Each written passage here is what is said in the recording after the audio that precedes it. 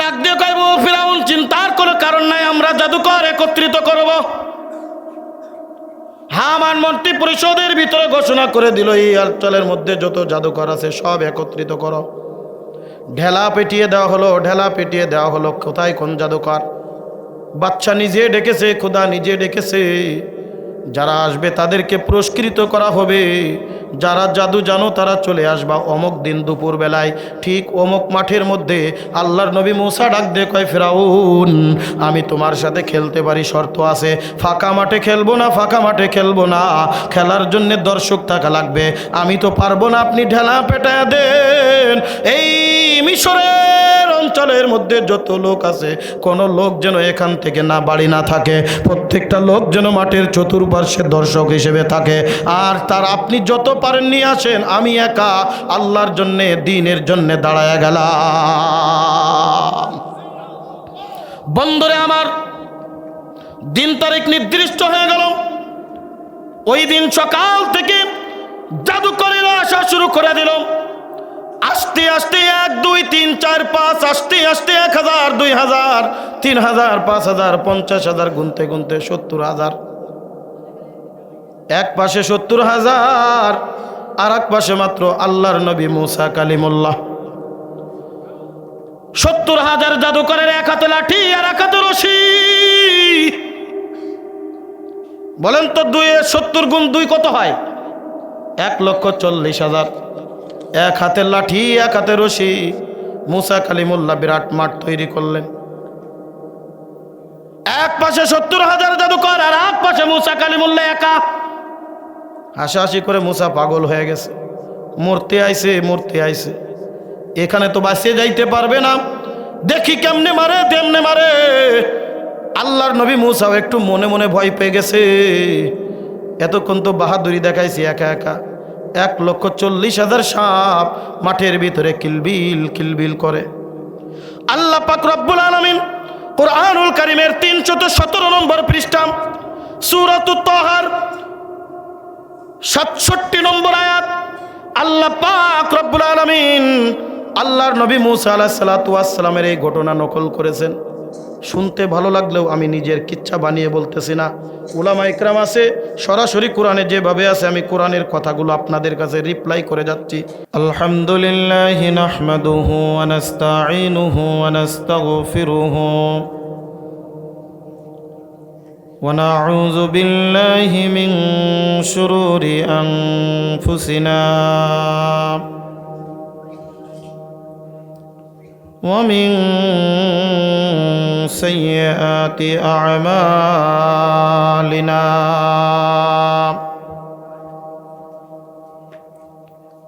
من يهده الله فلا مضل له ومن يضلله فلا هادي له ونشهد أن لا إله إلا الله وحده لا شريك له ونشهد أن سيدنا وسندنا وحبيب ربنا وطبيبنا وطبيب قلوبنا محمد صلى الله عليه وعلى آله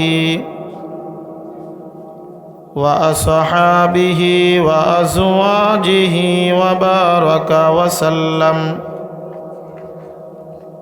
وبارك وسلم تسليما كثيرا كثيرا. أما بعد فأعوذ بالله من الشيطان الرجيم. بسم الله الرحمن الرحيم. إنا نحن نزلنا الذكر وإنا له لحافظون صدق الله المولانا العظيم وصدق رسوله النبي الكريم ونحن على ذلك من الشاهدين والشاكرين والحمد لله رب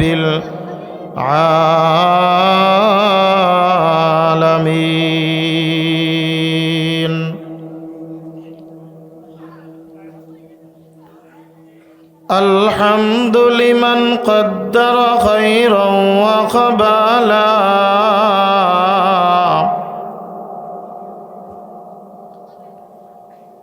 الحمد لمن قدر خيرا وقبالا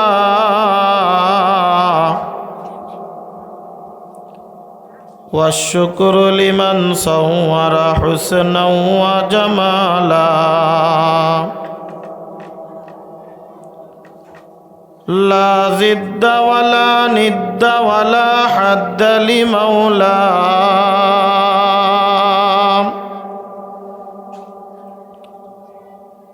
لا ضد ولا ند ولا حد لمولاه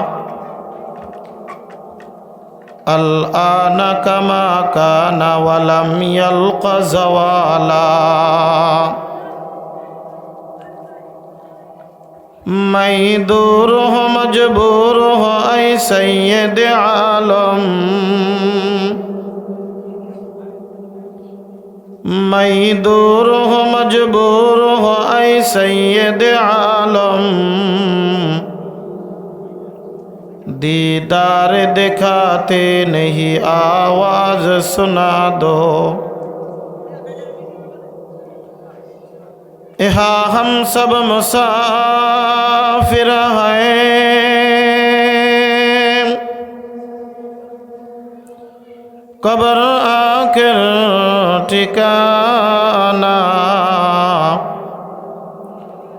कोई आगे रवाना है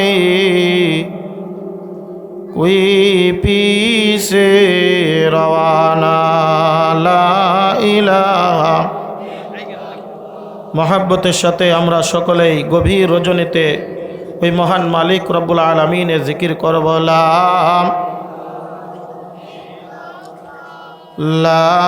इलाहा इल्लल्लाह ला इलाहा इल्लल्लाह ला इलाहा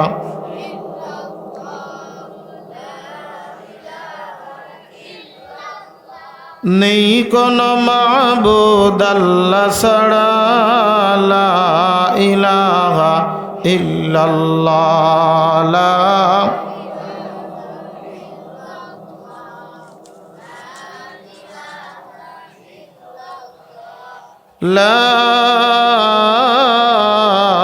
इलाहा इल्लल्लाह मुहम्मदुर रसूलुल्लाह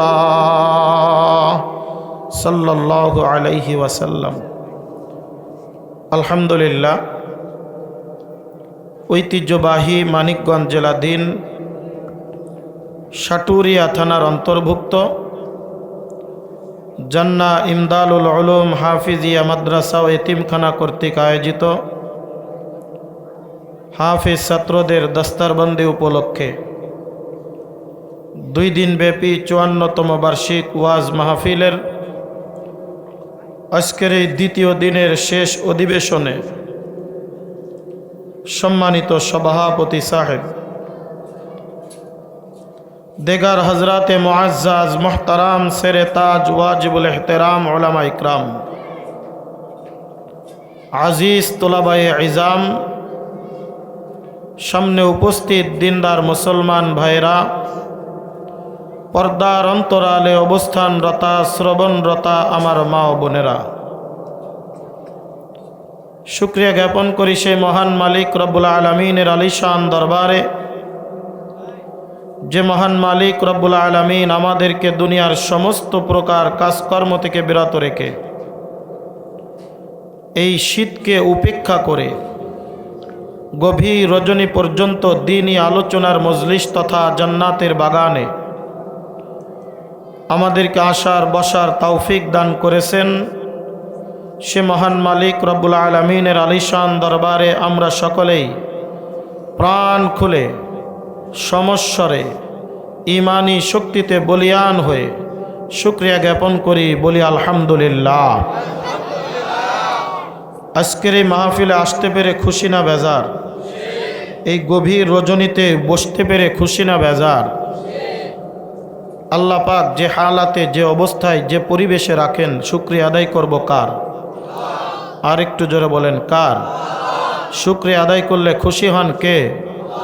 ওই আল্লাহকে খুশি করতে হবে কি হবে না? চিৎকার মেরে বলেন আল্লাহু আকবার। লা ইলাহা ইল্লাল্লাহ মুহাম্মাদুর রাসূলুল্লাহ। খুশি হয়েছেন কে? আরেকটু জোরে বলেন। সম্মানিত হাজিরিন, ভূমিকা ছাড়াই কথা বলতে হয়। আমাকে এমন একটা সময় উঠানো হয়েছে যে সময়টা দোয়া হওয়ার কথা। কথা ঠিক না? 1,00,000 মাহফিল একত্রিত করলে যেই নেকি না হবে, ফজরের নামাজ জামাতে আদায় করলে তার থেকে বেশি নেকি হবে। 5 ওয়াক্ত নামাজ আল্লাহ পাক রব্বুল আলামিন আমার আপনার উপরে ফরজ করেছেন, আর এই মাহফিল নফল। যদি কোনো ব্যক্তি তার জীবনে কোনো দিন মাহফিলে নাও বসে, মাহফিল না শুনে, তাহলে কি তার গুনাহ হবে? কথা বলেন। কিন্তু যদি কোনো ব্যক্তি বিনা ওজরে নামাজ বাদ দেওয়া তো দূরের কথা, নামাজ যদি একটু অবহেলা করে, তার কি নেকি হবে না গুনাহ হবে? আল্লাহ পাক তাদের জন্য কঠিন আযাবের ঘোষণা দিয়েছেন যারা নামাজের অবহেলা করে। কথা ঠিক কিনা? আমি বেশিক্ষণ আপনাদের কাছে বিরক্ত করব না, কারণ আমি মনে করি 2টা সময় মানুষের সামনে যত ভালো কথাই বলেন, ওই ভালো কথা তার কাছে ভালো লাগে না, ওই ভালো কথা তার কাছে খারাপ লাগে, কষ্ট লাগে। তার মধ্যে একটা হলো ক্ষুধার সময়। একজন মানুষের যখন ক্ষুধা লেগে যায়, তখন ওই মানুষের সামনে যদি গরম ভাত দিয়ে বলা হয় তোমাকে খেতে দেওয়া হবে, তুমি আমার ওয়াজ শোনো, বলেন তো ওয়াজ শুনবে না মন থাকবে খাবারের দিকে? এই জন্য হাদিসে পাকের ভিতরে আসছে, ক্ষুধার্ত ব্যক্তির সামনে খাবার উপস্থিত হলে নামাজ এর ওয়াক্ত চলে যাওয়ার ভয় না থাকলে ওই ব্যক্তির জন্যে আগে খাবার খাওয়া, পরে নামাজ আদায় করা। এখন আমাদের সবার মোটামুটি ক্ষুধা লাগছে, কারণ অনেকে এখানে এমন আছেন মাগরিবের পর থেকে বসে আছেন, অনেকে আছে এশার নামাজ পড়ে বসে গেছে আর উঠে নাই। আর একটা সময় আছে, যেই সময়টা হলো ঘুমের সময়, প্রচুর পরিমাণ ঘুম ধরেছে। এই অবস্থায় যদি ঘুমাইতে না দিয়ে তাকে যদি ওয়াজ করা হয় আর পীরশেব নিয়ে আনা হয়, পীরশেবরে এনে যদি ওয়াজ করানো হয়, বলেন তো তার কাছে ওয়াজ ভালো লাগবে? বলে আগে আমাকে একটু ঘুমাইতে দাও, তারপরে আপনি যা করবেন করেন। কথা বলেন ঠিক কিনা? আমাকে এমন একটা সময় উঠানো হয়েছে যেই সময়ে একজন মানুষের মধ্যে 2টা অবস্থায় বিদ্যমান, ঘুম ঘুম ভাব, আবার ক্ষুধা ক্ষুধাও ভাব।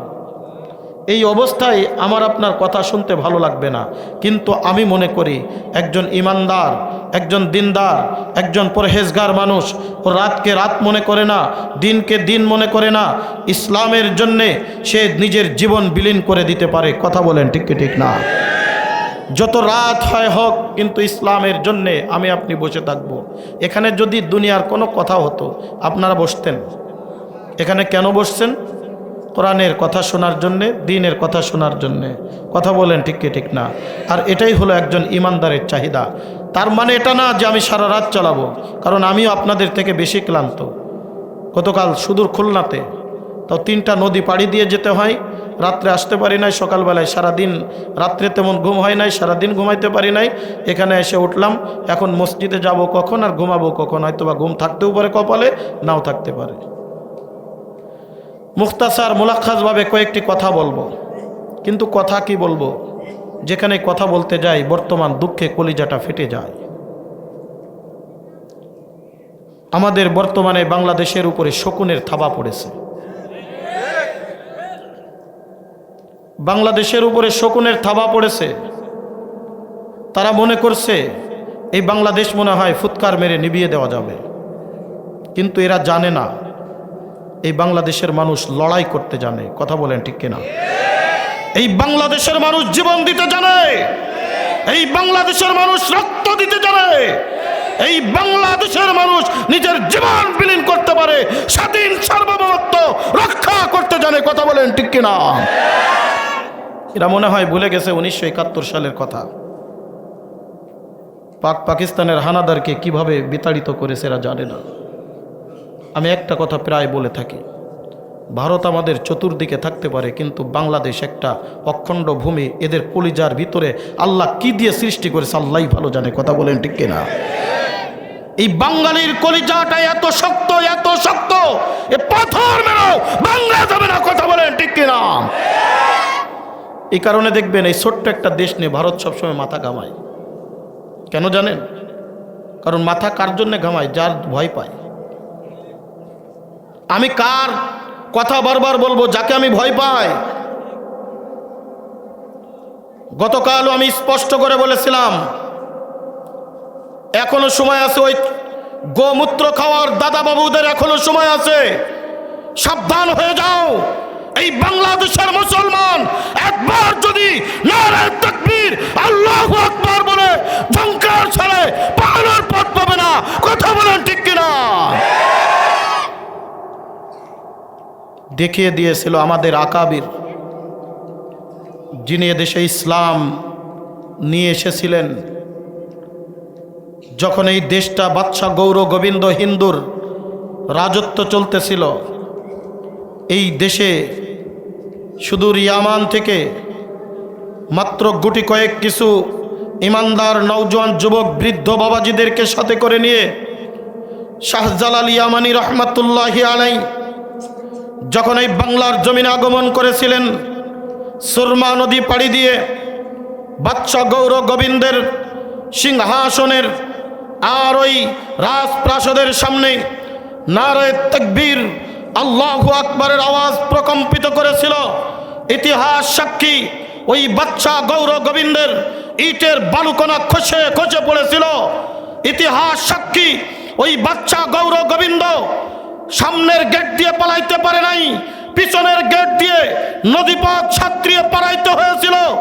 ইতিহাস সাক্ষী, এই 5 আগস্টে 17 বছরের স্বৈরাচারেরা তারা নিজের প্রাণ নিয়ে সসম্মানে এই দেশ ছেড়ে যাইতে পারে নাই। অসম্মানিত হয়ে মানুষের উঠানে হেলিকপ্টারে করে দাদাবাবুর দেশে যাইতে হয়েছে। সেখানে যে এই ধর্মপ্রাণ মুসলমানদের বিরুদ্ধে গুটি চালো, 17টা বছর পর্যন্ত উলামা ইকরামের টুটি চেপে ধরেছিল যারা। কথা বলেন ঠিক কিনা?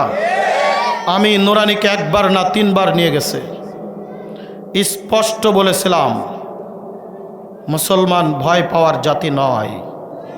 কারণ এই মুসলমান বুকে ধারণ করে পবিত্র আল কোরআন, এই মুসলমান কোরআনের আইন ফলো করে, এই মুসলমান কোরআনের আইন বাস্তবায়ন করতে চাই। আমরা কোরআনের জন্যে, আমরা দ্বীনের জন্যে, আমরা মাদ্রাসার জন্যে, আমরা ইসলামের জন্যে, আমরা দ্বীনের জন্যে শাহাদাতের অমীয় সুদা পান করতে রাজি আছি। আমাদের ঈমান বিক্রি করে দাদা বাবুদের কাছে হস্তান্তর করতে আমরা রাজি নাই। এই মানিকগঞ্জের মুসলমান স্পষ্ট করে ইশারা করে দাও, তোমরা রাজি আছো কিনা?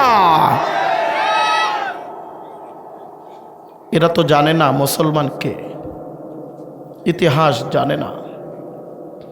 এরা যেমন মরতে জানে, এরা মারতেও জানে। কথা ঠিক কিনা? যাদেরকে এই 16টা 17টা বছর পর্যন্ত নির্যাতনের স্টিম রোলার চালিয়েছিল, বলেন তো তাদের ইমানের পাওয়ার কি কমাতে পেরেছে? বিন্দুমাত্র কমাতে পেরেছে?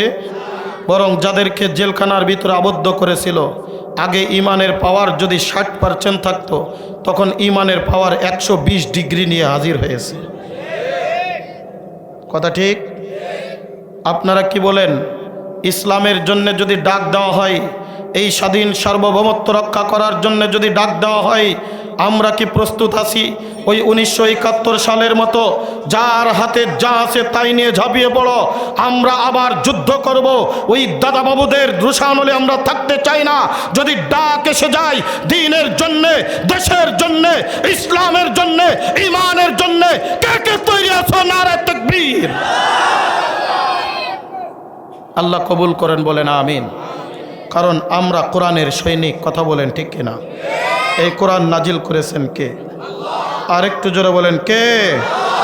আল্লাহ পাক রব্বুল আলামিন বলেন, ইন্না নাহনু নাযালনা যিকরা ওয়া ইন্না লাহু লাহাফিজুন। আল্লাহ পাক রব্বুল আলামিন বলেন, এ দুনিয়ার মানুষ, তোমরা ভীত সন্ত্রস্ত হয়ে যেও না, তোমরা ভয় পেয়ে যেও না। চতুর্দিক থেকে ভারত আমাদের পার্শ্ব রাষ্ট্রে আছে, এটা তোমরা মনে করতে পারো মনে হয় চতুর্দিক থেকে তোমাদেরকে ঘেরাও করে মনে হয় তোমাদেরকে নিশ্চিহ্ন করবে। কিন্তু তোমরা মনে রেখো, ওই দাদা বাবুরা যারা গোমূত্র খাওয়া পাটি, যারা মুশরিক কাফের হিন্দু বৌদ্ধ খ্রিস্টান নাসারা, তাদের থেকে একজন মুসলমানের ইমানের পাওয়ার লক্ষ কোটি গুণ বেশি। কথা বলেন ঠিক কিনা? এই কোরআন নাজিল করেছেন আল্লাহ পাক রব্বুল আলামিন। এই কোরআনের হেফাজতের জিম্মাদারি আল্লাহ পাক রব্বুল আলামিন নিজে কুদরতি হাতে নিয়ে নিয়েছেন। সুতরাং যারা মনে করে এই কোরআন মনে হয় ফুৎকার দিয়ে নিভিয়ে দেওয়া যায়, এই কোরআন মনে হয় ফুৎকার মেরে নিভিয়ে দেওয়া যাবে, তাদেরকে আল্লাহ পাক রব্বুল আলামিন কোরআনুল কারীমের মধ্যে স্পষ্ট ঘোষণা করে দেয়, এ দুনিয়ার মানুষ মনে রাখো, মনে রাখো, এই কোরআন আমি আল্লাহ দুনিয়ার জমিনে আমার নবী মুহাম্মদুর রাসূলুল্লাহ সাল্লাল্লাহু আলাইহি ওয়াসাল্লামের উপরে একদিন 2 দিন নয়, 1 মাস 2 মাস নয়, 1 বছর 2 বছর নয়, দীর্ঘ 23টা বছর পর্যন্ত যেই নবী মুহাম্মদের উপরে আমি কোরআনটা নাজিল করেছি, এই কোরআনের হেফাজতের জিম্মাদারি আমি আল্লাহ পাক রব্বুল আলামিন নিজের কুদরতি হাতে নিয়ে নিলাম। আল্লাহ পাক রব্বুল আলামিন কোরআনুল কারীমের মধ্যে আবার ঘোষণা করে দেন, তোমরা কি মনে করো এই কোরআনের নূর তোমরা দুনিয়ার জমিন থেকে ফুৎকার মেরে নিভিয়ে দিবা? আল্লাহ পাক রব্বুল আলামিন ঘোষণা করে, না না, এই কোরআনের নূরকে ফুৎকার মেরে নিভিয়ে দেওয়া সম্ভব না। কারণ এই কোরআন নাজিল করেছে আমি আল্লাহ, এই কোরআনের হেফাজতের জিম্মাদারি আমি আল্লাহ পাক রব্বুল আলামিন নিজের হাতে নিলাম। আর আল্লাহ পাক রব্বুল আলামিন সূরাতুস সফের ভিতরে ঘোষণা করে দেয়, দুনিয়ার মানুষ আমি আল্লাহ ঘোষণা করে দিচ্ছি, এই কোরআনের নূর, কোরআনের বিধান, এই কোরআনের মানুষদেরকে ফুৎকার মেরে নিভিয়ে দেওয়া সম্ভব না। আল্লাহ পাক রব্বুল আলামিন বলেন, ইউরিদুনা লিয়ুতফিউ নূরাল্লাহি বিআফওয়াহিহিম ওয়াল্লাহু মুতিম্মু নূরিহি ওয়ালাউ কারিহাল কাফিরুন। আল্লাহ পাক রব্বুল আলামিন বলেন, তোমরা কি মনে করেছো, তোমরা কি ধারণা করেছো, লিয়ুতফিউ নূরাল্লাহ, ফুৎকার মেরে কোরআনের নূর, ফুৎকার মেরে দ্বীনের নূর, ফুৎকার মেরে কোরআনের আইন বিধান তোমরা নিভিয়ে দিবা? আল্লাহ পাক রব্বুল আলামিন বলে, না, এই দিবা স্বপ্ন কোনো দিন তোমাদের আল্লাহ পাক পূরণ করবে না, বরং যারা এই দ্বীনের শত্রু হয়েছে আল্লাহ পাক রব্বুল আলামিন তাদেরকে এই পৃথিবীর জমিনে অপমান আর অপদস্থ করে রেখেছে। জোরে জোরে বলেন কথা ঠিক কিনা? এই দ্বীনের শত্রু হয়েছিল নমরুদ। নবীনা খলিলুল্লাহ ইব্রাহিম আলাইহিস সালাতু ওয়াস সালামকে মানেছিল না। ইব্রাহিম নবী আলাইহিস সালাতু ওয়াস সালামকে আগুনের ভিতরে নিক্ষেপ করে দেওয়ার চেষ্টার পায়তারা করেছিল, আল্লাহ পাক রব্বুল আলামিন ওই আগুনটাকে ফুলের বাগানে পরিণত করে দিলেন। ওই আগুনের ভিতরে ইব্রাহিম আলাইহিস সালাতু ওয়াস সালাম যখন নিক্ষেপ হয়ে গেল, আগুন থেকে আল্লাহ পাক রব্বুল আলামিন এমন শান্তিময় ঠান্ডা করে দিলেন, ওই আগুনটা হয়ে গেল জান্নাতি একটা ফুলের বাগান। ইব্রাহিম আলাইহিস সালামকে নমরুদ চড়ক গাছের সাথে ঝুলিয়ে যখন আগুনের ভিতরে নিক্ষেপ করবে, হযরতে জিবরিল আমিন কয়েকজন ফেরেশতা নিয়ে হাজির হয়ে গেলেন। নবী আল্লাহ খলিলুল্লাহ ইব্রাহিম, আমরা এসেছি, দেখেন আমাদের পাশে কয়েক রকমের ফেরেশতা আছে, বাতাসের ফেরেশতা, পানির ফেরেশতা, পাহাড়ের ফেরেশতা, এরকম কয়েক রকমের ফেরেশতা আছে। আপনি একবার মাত্র হুকুম করেন, পানির ফেরেশতা এমনভাবে পানি বর্ষণ করবে এই আগুন নিভে যাবে, বাতাসের ফেরেশতা এমনভাবে বাতাস পরিবর্ষণ করবে এই আগুন এক জায়গা থেকে আর এক জায়গা চলে যাবে, পাহাড়ের ফেরেশতা দুই পাশের পাহাড় এমনভাবে চাপ দিয়া দিবে এই আগুনের কোনো অস্তিত্ব থাকবে না। ইব্রাহিম নবী আল্লাহ আলাইহিস সালাতু ওয়াস সালাম ডাক দিয়ে বলে, জিবরিল বলো তো, বলো আমাকে আগুনের ভিতরে কেন নিক্ষেপ করা হয়? ইব্রাহিম আলাইহিস সালাতু ওয়াস সালামের জবাবে জিবরিল আমিন ডাক দিয়ে বলে, আপনি ইত্তেহাদের দাওয়াত দিয়েছেন, আল্লাহর কথা বলেছেন, দ্বীনের কথা বলেছেন, ইসলামের কথা বলেছেন, মিল্লাত আবিকুম ইব্রাহিম হানিফা, আপনি তো এক আল্লাহর দাওয়াত দিয়েছেন। বলে, যেই আল্লাহর কথা বলেছি তোমরা কেন এসেছো? আমার আল্লাহ আমার উত্তম সাহায্যকারী। হযরতে জিবরিল আমিন আল্লাহর দরবারে চলে গেলেন রব্বুল আলামিন। ইব্রাহিম নবী আগুনের ভিতরে নিক্ষেপ হয়ে যাবে, আপনি কি বাঁচাবেন না? আল্লাহ পাক রব্বুল আলামিন ডাক দিয়ে বলেন তো আগুনের ভিতরে পোড়ানোর ক্ষমতা দিয়েছেন কে? আরে পানির ভিতরে ডুবানোর ক্ষমতা দিয়েছেন কে? এই বাতাস লন্ডভন্ড করে দেওয়ার ক্ষমতা দিয়েছেন কে? আর একটু জোরে বলেন আল্লাহু আকবার। আল্লাহ পাক রব্বুল আলামিন ডাক দিয়ে বলে, জিবরিল চিন্তার কোনো কারণ নাই, পেরেশানির কোনো কারণ নাই, নমরুদ যতই আগুন জ্বালাক এই আগুনের ভিতরে পোড়ানোর ক্ষমতা আমি আল্লাহ পাক রব্বুল আলামিন দিয়েছি। আমি আল্লাহ দেখ কি করি। আমার আল্লাহ কোরআনের ভিতরে ঘোষণা করে দেন, যখন ইব্রাহিম আলাইহিস সালাতু ওয়াস সালামকে আগুনের ভিতরে নিক্ষেপ করা হবে, আল্লাহ পাক আগুনকে ডাক দিয়ে বলে, কুলনা ইয়া নারু কুনি বারদাও ওয়া সালামান আলা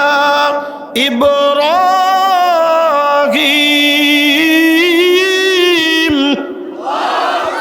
আল্লাহ পাক রব্বুল আলামিন ডাক দিয়ে বলে, আগুন পোড়ানোর ক্ষমতা আমি আল্লাহ দিয়েছি, কিন্তু আজকে আমার ইব্রাহিমকে আগুনের ভিতরে নিক্ষেপ করবে, খবরদার খবরদার, আমার ইব্রাহিমকে তুই স্পর্শ করতে পারবি না, তুই জ্বালাইতে পারবি না। আগুন ডাক দিয়ে বলে, রব্বুল আলামিন একটিবার পড়তে দেন, দেখেন আমি আগুন তাকে কেমন করে সদর আহ্বান জানিয়ে আপ্যায়ন করে তাকে আমার একবার আদর দিয়ে সোহাগ দিয়ে ভরে দিব। জোরে কোন সুবহানাল্লাহ। বন্ধুরে আমার গভীর মনোযোগ, একটা কারগুজারি শোনায় আপনাদেরকে। আমাকে 2015 সালে সর্বপ্রথম যখন যশোর বাগারপাড়া থানার থেকে এই মাহফিল করা অবস্থায় মাহফিলের স্টেজ থেকে যখন আমাকে নিয়ে যাওয়া হলো, কারা নিচে বুঝতে পারছেন তো? হ্যাঁ, মামুরা আদর করতে নিয়ে গেছে। বয়ান চলাকালীন অবস্থায় যখন আমাকে নিয়ে যাওয়া হলো, 21 দিন পর্যন্ত এই মামলায় আমি জেলখানার ভিতরে ছিলাম। 21 দিন পরে যখন আমি জেলখানার থেকে আমার যেদিন জামিন হয়ে গেল, আমি যখন জেলখানার থেকে আসব, আমার এখন ওই ঘটনা পড়লে, ওই ঘটনা মনে পড়লে মাঝে মধ্যে আমার দিলটা এখনো বড় কষ্ট লাগে। ওর ভিতরে একজন ছিল, যে ছিল যাবজ্জীবন কারাদণ্ডের আসামি, যাবজ্জীবন কারাদণ্ড। ওই লোকটা বলতো, হুজুর আমি এমন কোনো গুনাহ নাই যেই গুনাহ আল্লাহ আমার দিয়ে করাই নাই। হুজুর আমি ওয়াজে শুনেছি, ওই যে ভারতের মধ্যে একজন আল্লাহর ওয়ালি বুজুর্গ ছিল, 100 খুন করেছিল নিজামউদ্দিন, 100 খুন করে আল্লাহর ওয়ালি হয়ে গিয়েছে। হুজুর আমি ওই রকম 11টা মার্ডারের আসামি, আমার নিজের হাতে আমি 11টা খুন করেছি। হুজুর আমি অত করতে পারি নাই, জেলখানার ভিতরে আইসা বুঝলাম এই যে গত কিছুদিন পর্যন্ত আপনাদের মতো উলামা ইকরামের সাথে একটা চলাফেরা করে যেটা বুঝলাম, আমি জীবনে অনেক বড় ভুল করেছি। আমি আল্লাহর দরবারে খাঁটি দিলে তওবা করেছি। 21টা দিন পর্যন্ত আপনার পিছনে আমি নামাজ পড়েছি। হুজুর আমার মন চাচ্ছিল এখানে আপনাকে রেখে দিই, কারণ আপনাদের মতো উলামা ইকরাম যদি এই জেলখানার ভিতরে আসে, সর হয়ে আসবে, আল্লাহর ওলি হয়ে বাইর হবে। জোরে জোরে কোন কথা ঠিক কি ঠিক না? মুজাদ্দিদ আল-ফিসানি রাহমাতুল্লাহি আলাইহি যখন ভারতের বুকে জেলখানার ভিতরে আবদ্ধ করে রাখা হলো, মুজাদ্দিদ আল-ফিসানি তিনি জেলখানার ভিতরের কয়েদিদের ভিতরে দ্বীনের দাওয়াত শুরু করলেন। আল্লাহু আকবার। রাজা বাচ্চারা চিন্তা করে দেখলাম তো দেখি করে। আমি একদিন ওই রকম মাগরিবের নামাজ পড়ে মাগরিবের নামাজের ইমামতি করলাম। আমার ওই সেলের ভিতরে 65 জন থাকতো। ওই 65 জনের ভিতরে প্রায় সবাই নামাজি ছিল, কারণ সেখানে গেলে দিলটা একটু মানুষের নরম হয়ে যায়। মাগরিবের নামাজ পড়ে ডাক দিয়ে বলে, হুজুর আপনি বক্তা মানুষ, একটু ওয়াজ করেন। আমি আবার বললাম, যেই ওয়াজ করার কারণে রাত্রের অন্ধকারে আমাকে ধরে আনা হয়েছে, সেই ওয়াজটাই যদি আমি জেলখানার ভিতরে করি তাহলে উপায়টা কি হবে? একজন জেলখানার ওই যারা সেন্ট্রি ছিল ডাক দিয়ে বলে, হুজুর ওয়াজ করার অপরাধে আপনাকে জেলখানায় আনা হয়েছে, ওয়াজ করে জেলখানার থেকে আপনারা আর কোথায় দিতে পারবে? ওই তো দৌড় এই পর্যন্ত, আপনি করেন, আমি পাহারা দিতেছি। জোরে খান আল্লাহু আকবার। আমার 21 দিন পর্যন্ত কোনোদিন লাইনে দাঁড়ায় খাবার নেওয়া লাগে নাই। কতজন টানাটানি করেছে হুজুর, কত অন্যায় করেছি। আপনার এই খানাটাই না যদি আমরা একটু মাপ পাই। আল্লাহু আকবার কর না। যেই কারণে জেলখানার ভিতরে দিয়েছিল, সেই কারণটাই জেলখানার ভিতরে ডাক দিয়ে বলে, হুজুর আবার কবে আসবেন? আমি বললাম, অবস্থা বেশি ভালো না, মনে হয় আবার তাড়াতাড়ি আসা লাগতে পারে। ঠিকই তার 1.5 মাস পরে আবার খুলনার থেকে আমাকে নিয়ে ওই জেলখানায় দেয়। ওই কয়েদি ডাক দিয়ে বলে, হুজুর বারবার দোয়া করতেছিলাম, কবে আসবেন কবে আসবেন? আপনাদের মতো হুজুর আসলে হয়তোবা আমরা আল্লাহর ওলি নিজামুদ্দিন আউলিয়ার মতো হয়ে যাব। বন্ধুরে আমার, ছোট্ট একটা পিচ্চি দেখেছেন না, রফিকুল ইসলাম মাদানী? পাওয়ার কি দেখছেন? কার পাওয়ার? এই কার পাওয়ার? কোরআনের পাওয়ার। কিসের পাওয়ার? নাহলে দেখেন তো ওই ছোট্ট একটা বাচ্চা কি ভাবে। আল্লাহু আকবার। গত কয়েকদিন আগে নেত্রকোনায় মাহফিল, আমার নেত্রকোনায় মাহফিল সেরে ওর বাড়ি নেত্রকোনায়। আমার ফোন দিয়েছে, নুরানি সাহেব কই আছেন? আমি বললাম, এই তো নেত্রকোনা সারে, আমি এখন শ্যামগঞ্জে আছি। বলে, ভাই দাঁড়ান আমি একটু আসতেছি। আমি আসার পরে, আমার এই পর্যন্ত আসার পরে আমি বললাম যে দাঁড়াও তো একটু, দেখি তোর কলিজাটা ছিঁড়ে দেখি কলিজার ভিতরে কি আছে। পাওয়ার দেখছেন? এই রাষ্ট্রপতি মানি নাই, প্রধানমন্ত্রী মানি না। আল্লাহ তার কথা কবুল করেছে কি করে নাই? অপমানিত হয়ে, অপদস্থ হয়ে 30 মিনিটের সময় চাইছিল বলে 1 মিনিটও না, পালা। কথা বলা ঠিক কিনা? এত উন্নয়ন করেছো, এত কাজ করেছো, বারবার বলতে আমরা পালাবো না। আজকে কই কাদের কাকু? কথা কন না কেন? কই তুমি? পালাবা না বলে কোথায়? যেই উলামা ইকরামদেরকে জেলখানায় আবদ্ধ করেছিলে, এই মানুষদের থেকে পৃথক করার চেষ্টা করেছিলে, এই উলামা ইকরাম আজ মাঠে ময়দানে তোমাদের খুঁজে পাওয়া যায় না। কথা বলে ঠিক কিনা? তৃতীয়বার আমারে নিয়ে যাওয়া হয়েছিল নারায়ণগঞ্জ থেকে। ওই জায়গায় একজন আছে, বারবার কইতো খেলবো আসো। কথা কয় না? কষ্ট হচ্ছে আমার উপরে। 16টা বছরের জমানো ব্যথা বলতে কলিজাটা ফেটে যায়। উলামা ইকরামদেরকে দেখে বলতো আসো খেলবো। আরে উলামা ইকরাম আজকে খেলার জন্য মাঠে, তুমি কেন আজকে দূরে? কথা বলা ঠিক কিনা? এতদিন ওই লাঠিয়াল বাহিনী নিয়ে সামনে এসেছ, এখন ইসলামের সময়, দ্বীনের সময়, কোরআনের সময়। যুবক পিছনে বসে থাকলে হবে না, পিছনে পড়ে থাকলে হবে না। নারায়ে তাকবীর দিয়ে সামনে এগিয়ে যাও, দেখবা ইসলামের বিজয় হাত ছানি দিয়ে আসছে। কথা বলেন ঠিক কিনা? আগুন ডাক দিয়ে বলেন, রাব্বুল আলামিন আপনার চিন্তার কোনো কারণ নাই, পেরেশানির কোনো কারণ নাই। পোড়ানোর ক্ষমতা আপনি আমাকে দিয়েছেন। আপনি যখন রহিত করলেন, এই আগুন আমি ফুলের বাগান বানিয়ে দিব। আল্লাহ পাক রব্বুল আলামিন নমরুদের আগুনে ইব্রাহিমকে পোড়াইতে পারে নাই, কারণ পোড়ানোর ক্ষমতা কার? হযরত ইউনূস আলাইহিস সালামকে মাছে খাইতে পারে নাই।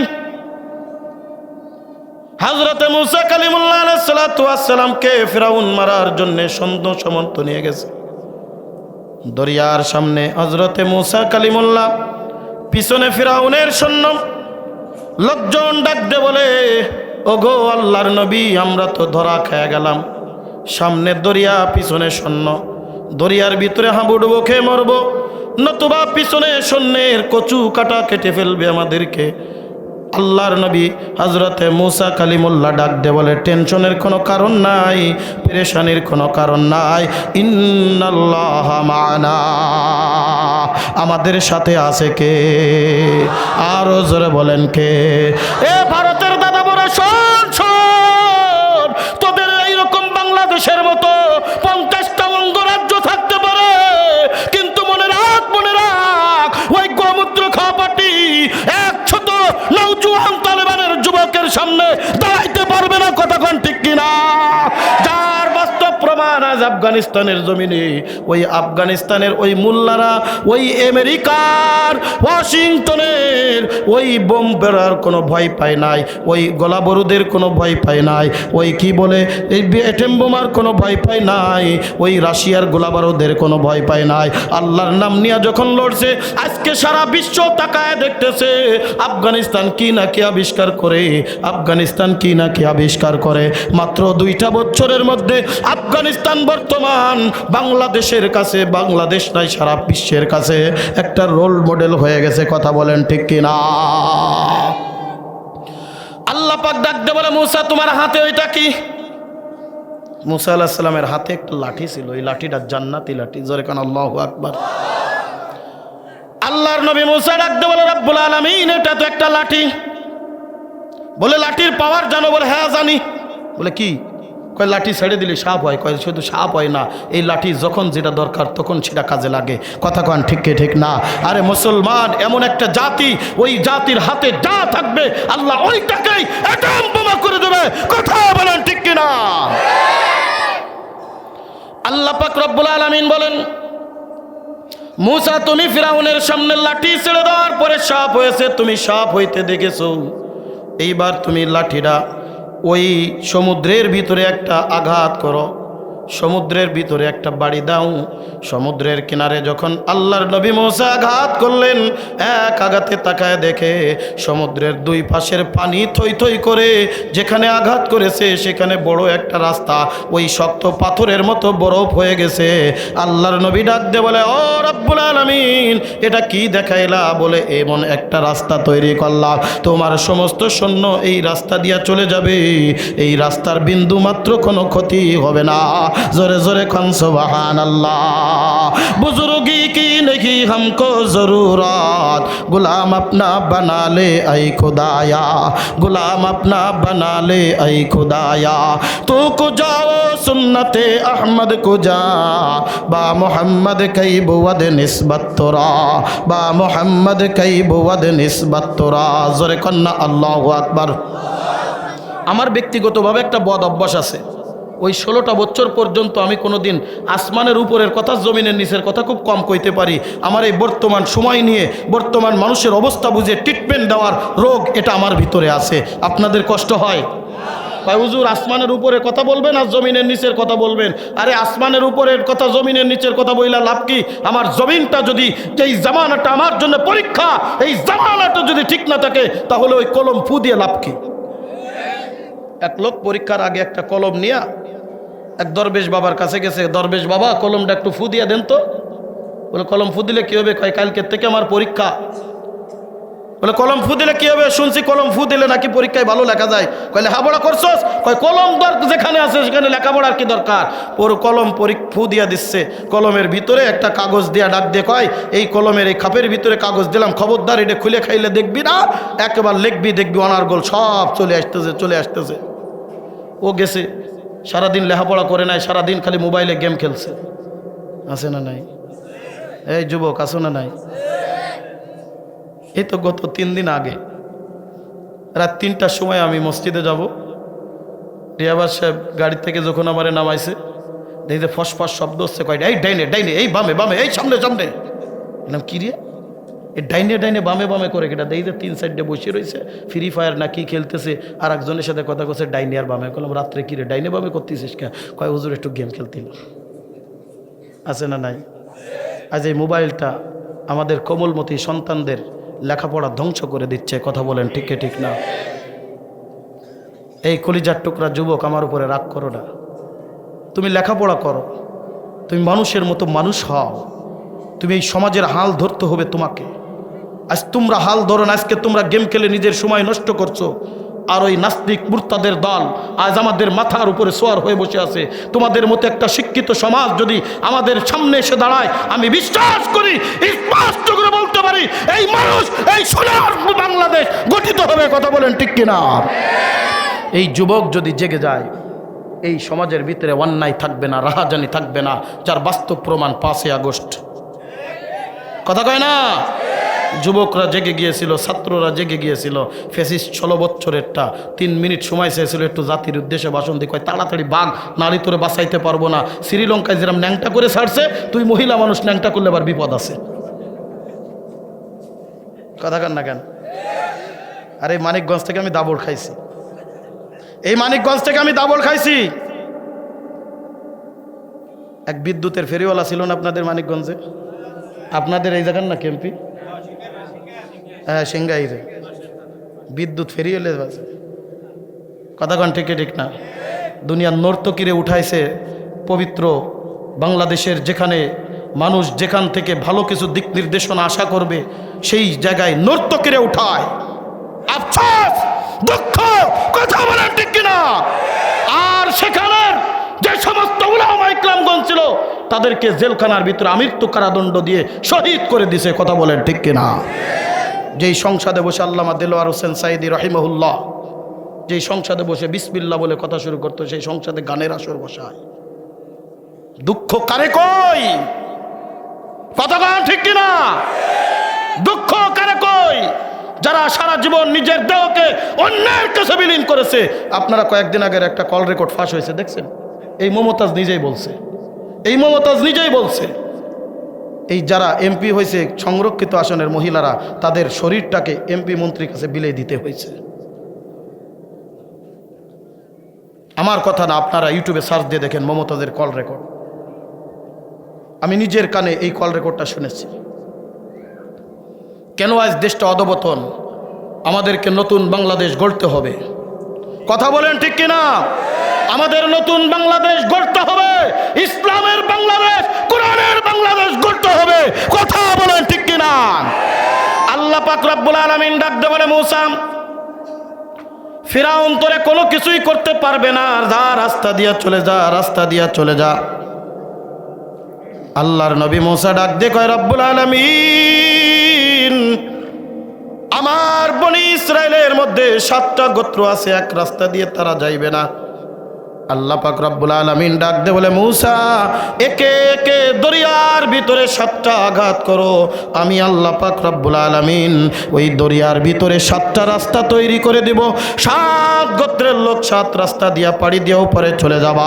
ডাক দিয়ে কয়, ফিরাউন, বলে ফিরাউনের শায়েস্তা আমি করব, দাঁড়া। আল্লাহ কিন্তু ধরে না, ধরলে কিন্তু ছাড়ে না। জোরে জোরে কোন কথা ঠিক কি ঠিক না? ওয়ামা কারু ওয়ামা কারাল্লাহ ওয়াল্লাহু খায়রুল মাকিরিন।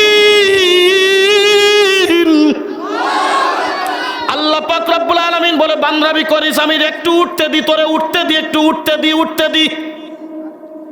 দেখেন না, ছোট্টকালে দেখবেন কাগজ দিয়া আর বাঁশের কেঞ্চি দিয়া দেখবেন ঘুড়ি বানায়। ছোট্টকালে দেখবেন ঘুড়ি বানায়, দেখবেন ঘুড়িটা আসমানে যখন উড়ায়া দেয়, দেখবেন দীর্ঘ উপরে চলে যাওয়ার পরে ঘুড়ি একবার ডাইনে কাত হয় আর একবার বামে কাত হয়। এই ঘটনাটা কবি কত সুন্দর করে ডাক দিয়ে বলেন, কাগজ কাট কর ঘুড়ি বানা কর উড়া দো আসমান মে, ইধর ফেরো উধর ফেরো রসি মেরা হাত মে। কাগজ কাট কর ঘুড়ি বানা কর উড়া দো আসমান মে, इधर फेरो उधर फेरो रसी मेरा हाथ में। अरे ছোট্ট বাচ্চা কাগজ কেটে ঘুড়ি বানায় আসমানে উড়ায় দেয়। আসমানে যা মনে করে ঘুড়ি মনে করে যে আর আমি নিচেই নামবো না, একবার এই দিকে বেলে একবার এই দিকে হলে। আর ওই ঘুড়ির মালিক ডাক দে কয়, এ ঘুড়ি আর এদিকেও দুলবি না ওদিকেও দুলবি না, এই ঘুড়ির রশি কিন্তু আমার কাছে। সন্ধ্যা যখন লেগে যাবে এই রশি ধরে যখন টান দিব আমার হাতের পরে আমি এনে তোরে নামবাবো। জোরে জোরে কোন কথা ঠিক কিনা? আমার আল্লাহ ডাকতে বলে, দুনিয়ার মানুষ শোন শোন, তুই মনে করেছিস 16 বছরের রাজত্ব পাইয়া নিজের তত্ত্বাবধানে নির্বাচন দিয়া রাত্রে তাহাজ্জুদের নামাজ পড়িয়া ভোট কাটিয়া মানুষের উপরে নির্যাতন করিয়া জেল জুলুম করিয়া উলামা ইকরামদেরকে বন্দী করিয়া মনে করছিস কেউ কথা বলবে না। আমি আল্লাহ যখন ধরবো পালানোর পথ পাবি না, পালানোর পথ পাবি না। দাড়ি চাইছা সালমানের মতো যখন নদীর ধার দিয়া যাইতে যাবি তখন সেখানেও পার পাবি না। দরবেশে কট খাইছে, দরবেশে কট খাইছে। জোরে কোন কথা ঠিক কিনা? দরবেশ দরবেশগিরি সব শেষ। আল্লাহ পাক রব্বুল আলামিন ডাকতে বলে, মুসা চিন্তার কোনো কারণ নাই। কষ্ট হয়? চলবে চলবে? পিছনের বাইরা কি কোন চলবে? নারায়ে তাকবীর। আল্লাহ পাক রব্বুল আলামিন ডাকতে বলে, এ মুসা চিন্তার কারণ নাই। ফিরাউনের দেখবো আমি। ফিরাউন একটা মদ্দা ঘোড়ার উপরে বৈশা, বিরাট নাদুস নদুস ঘোড়ার উপরে বৈশা নদীর ধারে আইসাই একেবারে সাথে সাথেই ঘোড়া থামায় দিয়েছে।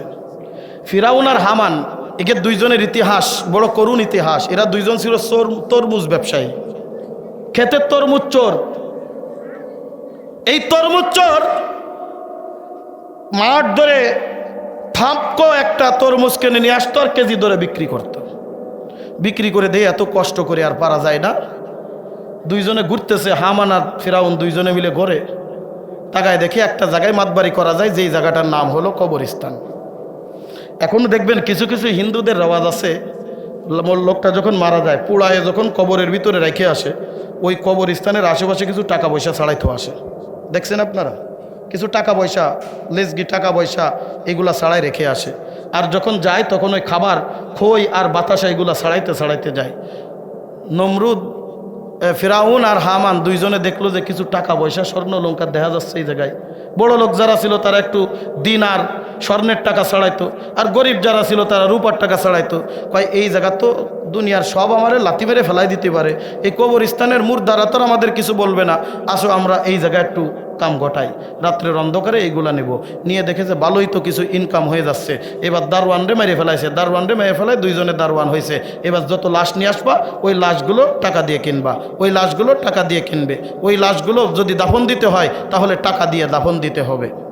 এইভাবে আস্তে আস্তে ফেরাউন রাষ্ট্র ক্ষমতা দখল করে ফেলাইছে। এবার এই ফেরাউন মদ্দা গুড়া, এর একমাত্র হেকমত জানে শুধু হামান। দুইজনে দাঁড়ায় আছে, পিছনে বিরাট সৈন্য। পিছন থেকে ডাক দিয়ে কয়, দেখ দেখ আমাদের খোদায় আসছে, এই জন্যে খোদার সম্মানে দরিয়ার ভিতরে রাস্তা হয়ে গেছে। কিন্তু ফিরাউন তো ভালো করে জানে এটা কোন রাস্তা। সব ফাঁদ ফাঁদ না, কিছু ফাঁদ মরার ফাঁদ। কথা কয় না? সব ফাঁদ ফাঁদ না, কিছু ফাঁদ মরার ফাঁদ। 16 বছরের ডাইনিও মনে করছিল মনে হয় ছাত্ররা 2 দিন আন্দোলন করবে, 2-1টা মেরে মুড়িয়ে দিলে শেষ হয়ে যাবে না। কিন্তু এরা জানে না যখন সব খেপে যায় তখন কিন্তু পাত্তা পাওয়া যায় না। কথা কন ঠিক কি ঠিক না? সমস্ত লোকজন ডাক দে বলে, খোদা যান না কেন? বলে না, একটু ভাইবে নি। বলে আপনার জন্য রাস্তা তৈরি হলো, কেন যাবেন না?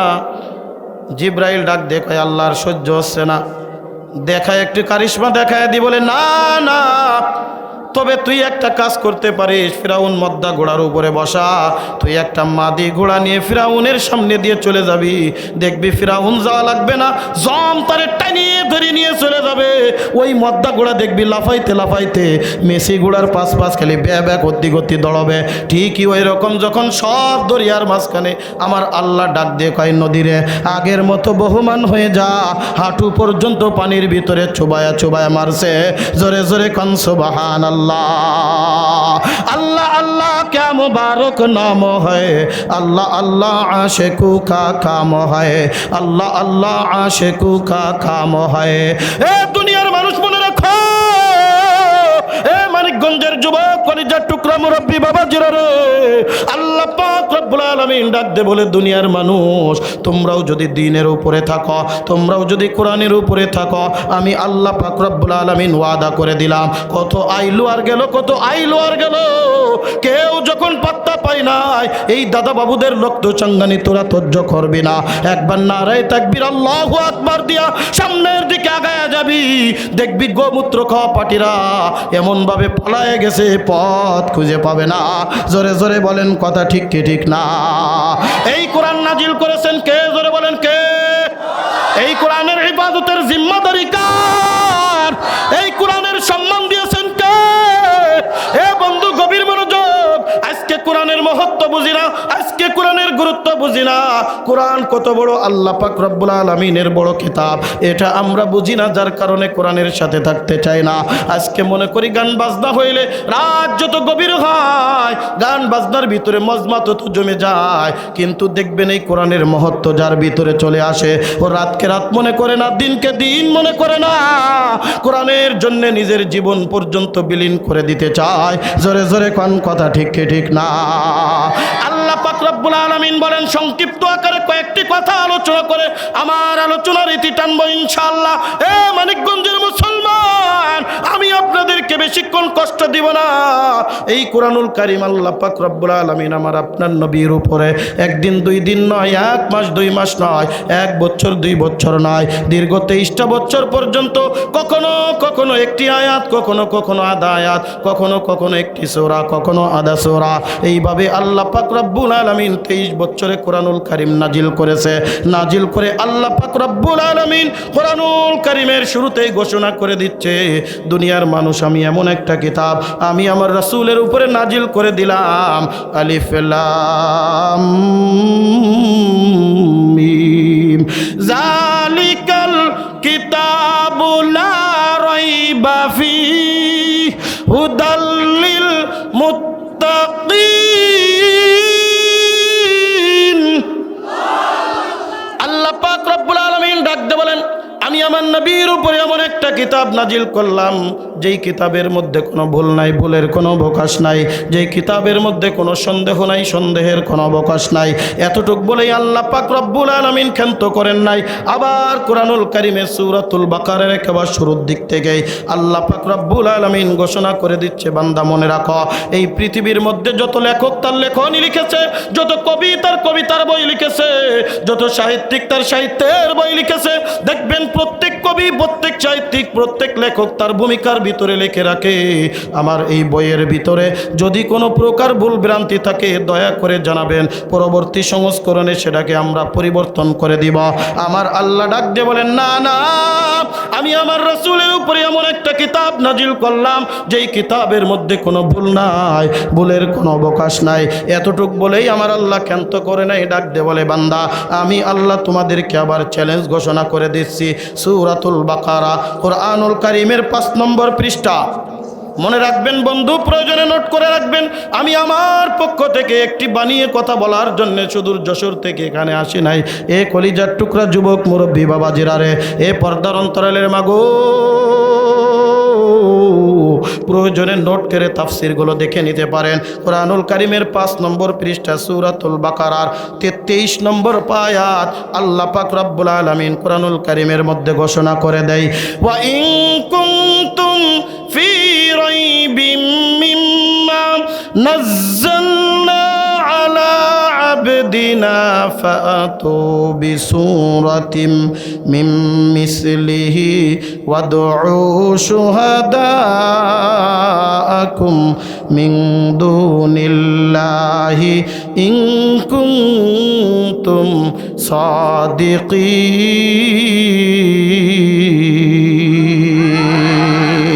আর হুজুর আল্লাহু আকবার।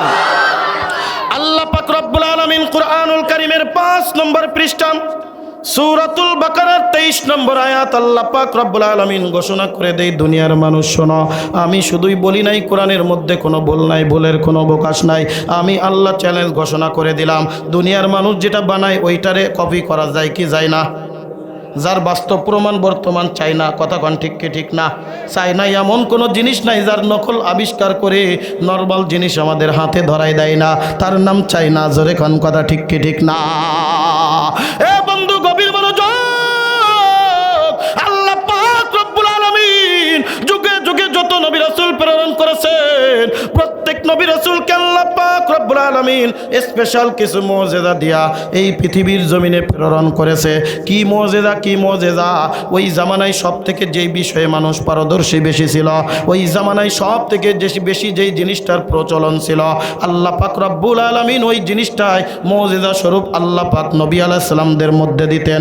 বন্ধুরে রাত অনেক দীর্ঘায়িত হয়ে যাবে, বিস্তারিত আলোচনা করব না, কষ্ট দিব না আপনাদেরকে, আমিও বড় ক্লান্ত, আমি টায়ার্ড। আপনাদের আগ্রহ দেখে কয়টা কথা বলতে মন চাই বলবো ইনশাআল্লাহ। বলবো? কয়টা বাজে? চলবে? আল্লাহু আকবার। বন্ধুরে আমার, আল্লাহ পাক রব্বুল আলামিন যুগে যুগে যত নবী রাসূল প্রেরণ করেছেন, প্রত্যেক নবী রাসূলকে কিছু না কিছু মুজিজা দান করেছেন, যেটা দুনিয়ার কোনো মানুষ দেখানোর ক্ষমতা ছিল না। ওই জামানায় যেটা সব থেকে বেশি পারদর্শী ছিল ওইটাই আল্লাহ পাক দেখায় দিয়েছেন। বন্ধুরে, যেমন মুসা কালিমুল্লাহ আলাইহিস সালাতু ওয়াস সালাম যখন এই পৃথিবীর জমিনে আগমন করেছেন, এই পৃথিবীর জমিনে তখন জাদুবিদ্যায় পারদর্শী ছিল মানুষ। আল্লাহ পাক রব্বুল আলামিন যখন মুসা কালিমুল্লাহকে এই পৃথিবীর জমিনে নবুয়তের জিম্মাদারি দান করলেন, আল্লাহ পাক রব্বুল আলামিন ডাক দিয়ে বলে, এ মুসা, যা যা যা ফিরাউনের কাছে কালেমার দাওয়াত নিয়ে যা। মুসা কালিমুল্লাহ ডাক দিয়ে বলে, ওগো রব্বুল আলামিন, আমি যদি ফিরাউনের কাছে যাই, ফিরাউন তো আমারে মারবে, ফিরাউনের কাছেই তো আমি মানুষ হয়েছি, আমার কি স্পেশাল জিনিস আছে, দেন না দেন। আল্লাহ পাক রব্বুল আলামিন সূরাতুত তাহার মধ্যে এই ঘটনাগুলি হুবহু পুঙ্খানুরূপে বর্ণনা করে দেয়। সূরাতুত তাহা কুরআনুল কারীমের 314 নম্বর পৃষ্ঠা, মনে রাখবেন বন্ধু, প্রয়োজনে নোট করে নেবেন। কুরআনুল কারীমের 314 নম্বর পৃষ্ঠা, কুরআনুল কারীমের 16 নম্বর পারা, 20 নম্বর সূরা, সূরাতুত তাহা, যেই সূরার মধ্যে আল্লাহ পাক রব্বুল আলামিন 135 খানা আয়াত দিয়েছেন, যে সূরার মধ্যে 8টা রুকু আল্লাহ পাক রব্বুল আলামিন দান করেছেন। এই কুরআনুল কারীমের সূরাতুত তাহার 314 নম্বর পৃষ্ঠা 17 নম্বর আয়াত থেকে আল্লাহ পাক নবী মুসা কালিমুল্লাহর এই মুজিজা নিয়ে আলোচনা করতেছে। আল্লাহর নবী মুসা ডাকতে বলে, ও মালিক রব্বুল আলামিন, আমি তো যাব ফিরাউনের কাছে, আমার এমন কি মুজিজা আছে একটু বলেন। আল্লাহ পাক ডাকতে বলে, মুসা, তোর হাতে কি ওইটা দেখা যায়? ডাকতে বলে, রব্বুল আলামিন, এটা তো একটা লাঠি, এই লাঠি দিয়ে আমি ছাগলের জন্য পাতা পাড়ি, এই লাঠি দিয়ে আমি টেস্ট দিয়া দাঁড়াই, এই লাঠি দিয়া বিভিন্ন কাজকর্ম করে থাকি। আল্লাহ পাক ডাকতে বলে, সাধারণ লাঠি না, সাধারণ লাঠি না, এই লাঠিটা আমি আল্লাহ পাক রব্বুল আলামিন হযরতে বাবা নবীনা আদম আলাইহিস সালাতু ওয়াস সালামের মাধ্যমে জান্নাত থেকে দুনিয়ার জমিনে প্রেরণ করেছি। যখন যেটা দরকার আমি এই লাঠিটা ওই কাজে ব্যবহার করেছি। জোরে জোরে কোন সুবহানাল্লাহ। बुजुर्गी की नहीं हमको जरूरत, गुलाम अपना बना ले ऐ खुदाया, गुलाम अपना बना ले ऐ खुदाया, तो को जाओ सुन्नते अहमद को जा, बा मोहम्मद कई बुवद निस्बत तोरा, बा मोहम्मद कई बुवद निस्बत तोरा। जोरे कन्ना अल्लाहु अकबर। সূরাতুত তাহার 17 নম্বর আয়াত থেকে আল্লাহ পাক রব্বুল আলামিন এই ঘটনাগুলি বয়ান করেছেন। বন্ধু, অনেক লম্বা চওড়া, সংক্ষিপ্ত আকারে বলে যাই। আল্লাহ পাক রব্বুল আলামিন ডাক দে বলে, ওয়ামা তিলকা বিয়ামিনিকা ইয়া মূসা, ক্বালা হিয়া আসাই আতাওয়াক্কাউ আলাইহা ওয়া আহুশু বিহা আলা গনামি ওয়া লিয়া ফিহা মাআরিব উখরা। এ মূসা, হাতে কি বলে? লাঠি, ছাগলের পাতা বাড়ি, টেস দিয়া দাঁড়ায়। আল্লাহ পাক রব্বুল আলামিন ডাক দে বলেন, এ মূসা, এটা দুনিয়ার সাধারণ কোনো লাঠি না। ফালা আলকিহা ইয়া মূসা, এ মূসা হাতের লাঠিটা একটু জমিনের ভিতরে ছেড়ে দাও। ফাআলকাহা ফাইযা হিয়া হাইয়াতুন তাসআ। আল্লাহর নবী মূসা যখন হাতের লাঠি জমিনের ভিতরে ছেড়ে দিলেন, আল্লাহ পাক রব্বুল আলামিন ওই লাঠিটা বিরাট একটা আজদাহা সাপে পরিণত করে দেখাইলেন। জোরে জোরে কান আল্লাহু আকবার। কেমন সাপ জানো? আল্লাহ পাক রব্বুল আলামিন মূসা কালিমুল্লাহর হাতের লাঠি এক দুই হাত নয়, আল্লাহ পাক রব্বুল আলামিন 7 কুজ লম্বা 3 কুজ মোটা লাঠি বানায় দিলেন।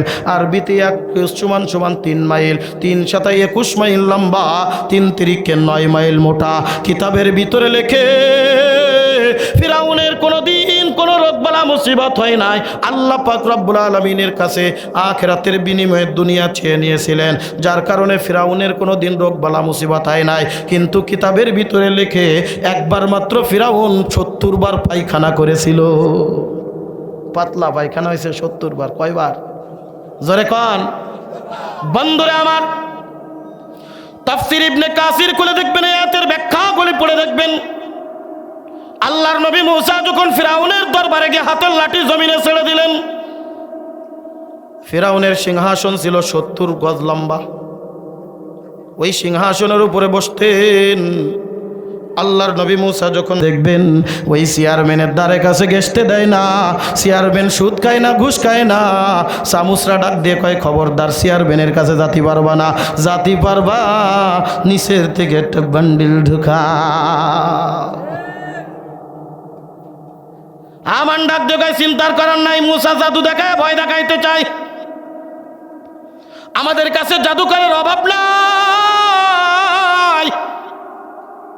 ও মূসা, একটা দিন নির্ধারণ করো, তোমার সাথে পাল্লা খেলা হবে।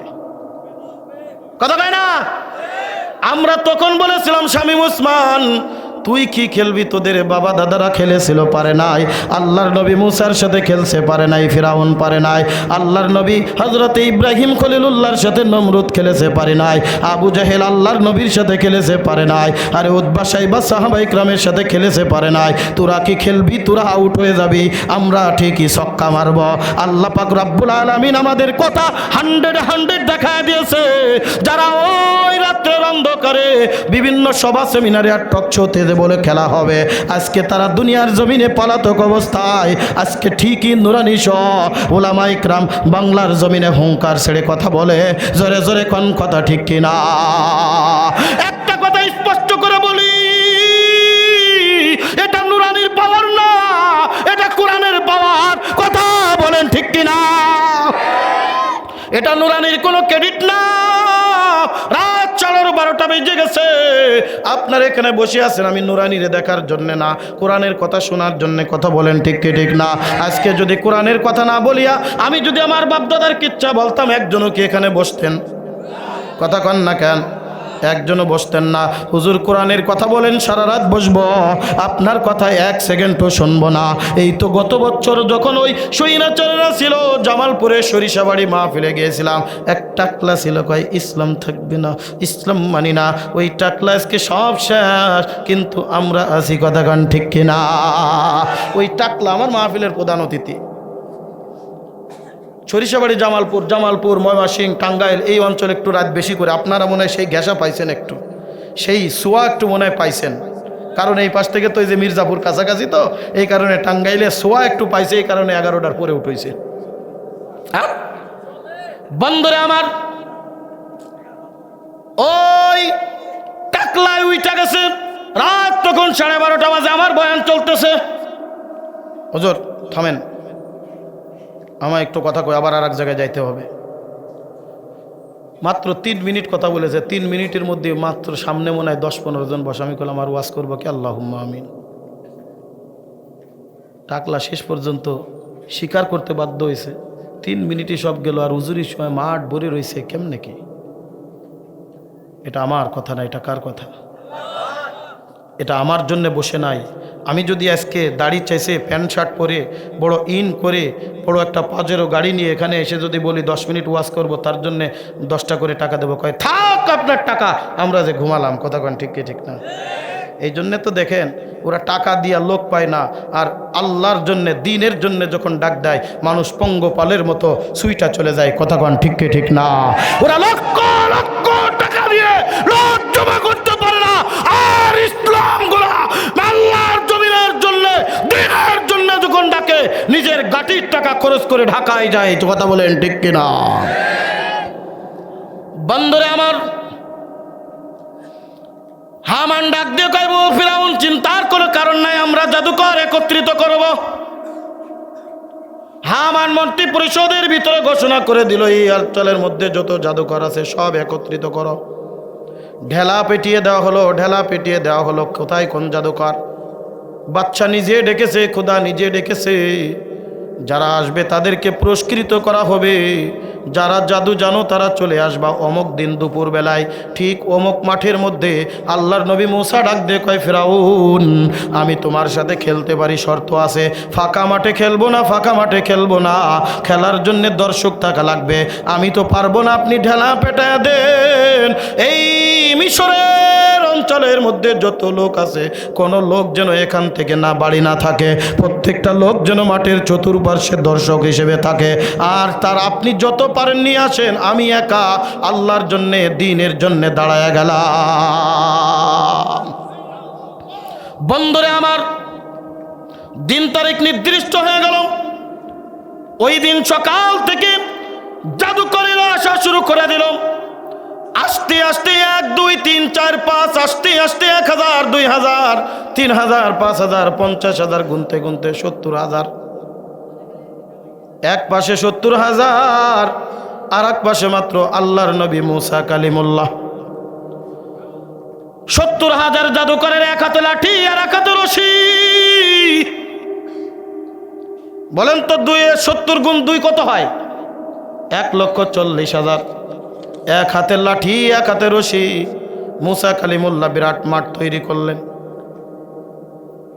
এক পাশে 70000 জাদুকর, আর এক পাশে মুসা কালিমুল্লাহ একা। হাসাহাসি করে মুসা পাগল হয়ে গেছে, মরতে আইছে মরতে আইছে, এখানে তো বাঁচিয়ে যাইতে পারবে না, দেখি কেমনে মারে তেমনে মারে। আল্লাহর নবী মুসাও একটু মনে মনে ভয় পেয়ে গেছে।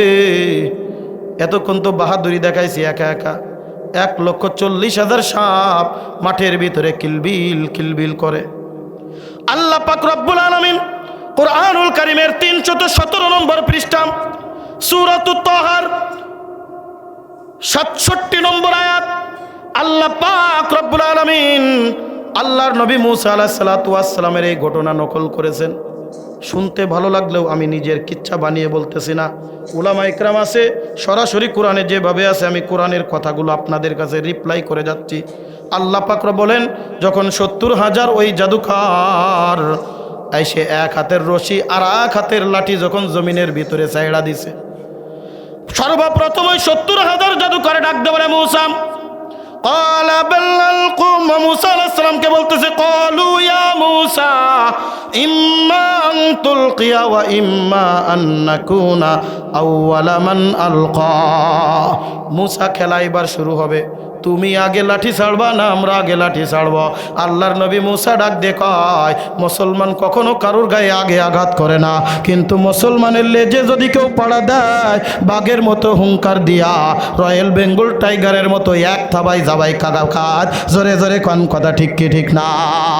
এ ভারতের দাদা বাবুরা, এই 16 কোটি মুসলমান বাংলার জমিনে, এই 16 কোটি মুসলমান একটু রেস্ট নিচ্ছে। তোরা মনে রাখবি, এই বাংলার জমিনে রয়্যাল বেঙ্গল টাইগার বাস করে, লেজে পাড়া দিয়া ভুল করবি না কখনো। মনে করিস না, মনে করিস না, লেজে যদি পাড়া দিস আমরা এমন ভাবে রয়্যাল বেঙ্গল টাইগারের থাবা দিব, তোরা কলকাতার উড়িষ্যায় থাকতে পারবি না। তোরা ওই দাদা বাবুর দেশ ছেড়ে পালায়া ওই ইসরায়েল আর ওই আমেরিকায় যাওয়া লাগবে। জোরে জোরে কোন কথা ঠিক কি ঠিক না? ওয়া মাকারু ওয়া মাকারাল্লাহ ওয়াল্লাহু খায়রুল মাকিরিন। আল্লাহ কিন্তু ধরে না, ধরলে কিন্তু ছাড়ে না। আল্লাহর ধরা বড় ধরা। একবার যদি আল্লাহ ধরে বসে বাঁচতে পারবা না। 70,000 জাদুকর মুসা, তুমি আগে ফেলবা না আমরা আগে ফেলবো? আল্লাহর নবী মুসা ডাক দিয়ে কয়, না, আগে মুসলমান কারোর উপরে আঘাত করে না, আমাদের কাছে সবাই সমান। এখানে যারা হিন্দু বাস করে, হিন্দুরা আমাদের ভাই। যারা সাধারণ হিন্দু, তাদের সাথে আমাদের কোনো দ্বন্দ্ব নাই। লা ইকরাহা ফিদ্দিন, দিনের মধ্যে কোনো বাড়াবাড়ি নাই। লাকুম দীনুকুম ওয়ালিয়া দিন, তোমাদের ধর্ম তোমরা পালন করো, আমাদের ধর্ম আমরা পালন করি, তবে সঠিক দিনের দাওয়াত তোমাদের কাছে দিয়ে যায়। জোরে জোরে কোন কথা ঠিক কিনা? কিন্তু যদি আমাদের এই চুপ থাকাটাকে আমাদের কমজোরি মনে করো, মনে রাখবা ভুল করবা, যেরকম ভুল করেছিল 1971 সালে পাকিস্তানের পাখানাদার বাহিনী। এই তখন এই বাংলার জমিনে 17 কোটি মুসলমান ছিল না, মাত্র 3 কোটি মুসলমানের ভিতরে মাত্র 7 কোটি মুসলমান তখন এই বাংলার জমিনে বাস করত। এই বাংলার জমিনের মুসলমানেরা যখন যার হাতে যা ছিল ঝাঁপিয়ে পড়েছে, হাজার হাজার পাক হানাদার বাহিনী পিছনে হটতে বাধ্য হয়েছে। জোরে জোরে কোন কথা ঠিক কিনা? আল্লাহর নবী মুসা ডাকতে বলে, ক্বালু বাল আলকুম, তোমরা আগে ফেলো, আমি না, তোমরা ফেলো, দেখি তোমাদের জোর কটুক আছে। আমরা দেখতেছিলাম এতদিন জোর কটুক আছে, তোমাদের জোর দেখা হয়ে গেছে। তোমাদের জোর দেখেছি, ওই পুলিশ সামনে নিয়ে আইসে, পুলিশ ছাড়া আয়, রাস্তায় আয়, দেখাই দেবো খেলা কারে কয়। কথা কন ঠিক কি ঠিক না? ফাইজা হিবালুহুম ওয়া ইসিয়ুহুম, এই যে আল্লাহ পাক বলতেন ফাইজা হিবালুহুম, হিবালুন বলা হয় রশি। হিবালুন কাকে বলে? রশি। ওয়া ইসিয়ুহুম, আসা মানে লাঠি, ইসিয়ুহুম জমা। তাদের রশি এবং তাদের লাঠি যখন জমিনের ভিতরে ছেড়ে দিল, 1,40,000 সাপ কিলবিল কিলবিল করতেছে। আল্লাহর নবী মুসা যখন দেখলেন, আল্লাহ পাক কোরআনুল কারীমের সূরাতুত তাহার 67 নম্বর আয়াত 317 নম্বর পৃষ্ঠা, আল্লাহ পাক ডাক দিয়ে কয়, ফাউজাসা ফি নাফসিহি খিফাতাম মুসা। মুসা আলাইহিস সালাম 1,40,000 সাপ দেখে একটু মনে মনে ভয় পেয়ে গেছে। এতক্ষণ তো বাহাদুরি দেখাচ্ছিলাম, 1,40,000 সাপের মোকাবেলা আমি একা কেমনে করব? আমার হাতের লাঠি ছাড়লে তো একটা মাত্র সাপ হবে, একটা মাত্র সাপ হবে। 1,40,000-এর মোকাবেলায় একটা সাপ দিয়া কি হবে? আল্লাহ পাক ডাক দিয়ে বলে, কুলনা লা তাখাফ, এ মুসা ভয় পাওয়ার কোনো কারণ নাই। আমি দেখতেছি তুমি মনে মনে ভয় পাচ্ছ, কিন্তু মানুষের সামনে প্রকাশ করতেছ না। অন্তরের খবর জানে কে? আরো জোরে বলেন। আল্লাহ পাক ডাক দিয়ে কয়, মুসা আমি দেখতেছি তুমি মনে মনে ভয় পাও না। মুসা ভয় পাওয়ার কোনো কারণ নাই। ইন্নাকা আনতাল আলা, আমি আল্লাহ ওয়াদা করে দিলাম, সাহস করে তোমার হাতের লাঠি জমিনের ভিতরে ছেড়ে দাও, দেখবা আমি আল্লাহর খেলা শুরু হয়ে গেছে। এটা তো দুনিয়ার সাধারণ কোনো লাঠি না, এটা দুনিয়ার সাধারণ কোনো সাপ না, এটা তো তুমি জাদু দেখায় বানাও না, আমি আল্লাহ বানাই। আমি আল্লাহর সাথে পাল্লা দিয়া কেউ পারে নাই। আরে নমরুদ চেষ্টা করেছিল, লাংলা মচ দিয়া চেষ্টা করেছি, আমি আল্লাহ এখনো বাইচা আছি, ভয় পাওয়ার কোনো কারণ নাই। এ মুসা ওয়াল কিমা ফি ইয়ামিনিকা তালকাফ মা সানাউ, তোমার ডান হাতে যেই লাঠিটা তুমি ধরে রাখছো, এই লাঠিটা জমিনের ভিতরে ছেড়ে দাও, দেখবা এক মুহূর্তের মধ্যে এই সমস্ত সাপ গিলে গিলে খায়া ফেলবে। জোরে জোরে কান আল্লাহু আকবার। अल्लाह अल्लाह क्या मुबारक नाम है, अल्लाह अल्लाह आशिकू का काम है, अल्लाह अल्लाह आशिकू का काम है। माशुकू से क्या मजा है, अल्लाह अकबर, माशुकू से क्या मजा है, आशिकू से पूछियो, शाखे गुल में क्या मजा है, बुलबुलू से पूछियो, शाखे गुल में क्या मजा है, बुलबुलू से पूछियो। जन्नत दोज़ख से या रब क्या करो, आरज़ू है मैं तुझे देखा करो, आरज़ू है मैं तुझे देखा करो। पूरे गिलमन जैसे नेमत है तू, उससे नेमत दीदारे खुदाए तू, उससे नेमत दीदारे खुदाए तू। जोरे कन्ना अल्लाहु अकबर। আল্লাহর নবী মুসা এবার একটু সাহস পেয়ে গেছে। মনে করেন রাত্রে রাস্তা দিয়ে একা একা হেঁটে যাচ্ছেন, ভয় ভয় ভাব, পিছনেতে যদি আপনার বড় ভাই অথবা আব্বা ডাক দেখে, কিরে কই গেছিলি, মনে একটা সাহস থাকবে না? মনে করেন 4-5 জন আপনারা ঘিরে ধরেছে, আপনার আশেপাশে কেউ নেই, আপনি ভিজা বিড়ালের মতো দাঁড়ায় রয়েছেন, তাকায় যদি দেখেন আমার বড় ভাই আসতেছে, কবে এবার ঠেকায় আয়, কথা কয় না? আল্লাহ পাক ডাক দিয়ে বলে, এ মুসা তুই একা না, তুই একা না। এ মুসা তুই জানিস না তোর এই দুনিয়ার জমিনে আসতে দেবে না বলে ফিরাউন সব ছেলেদেরকে মেরে ফেলতেছিল।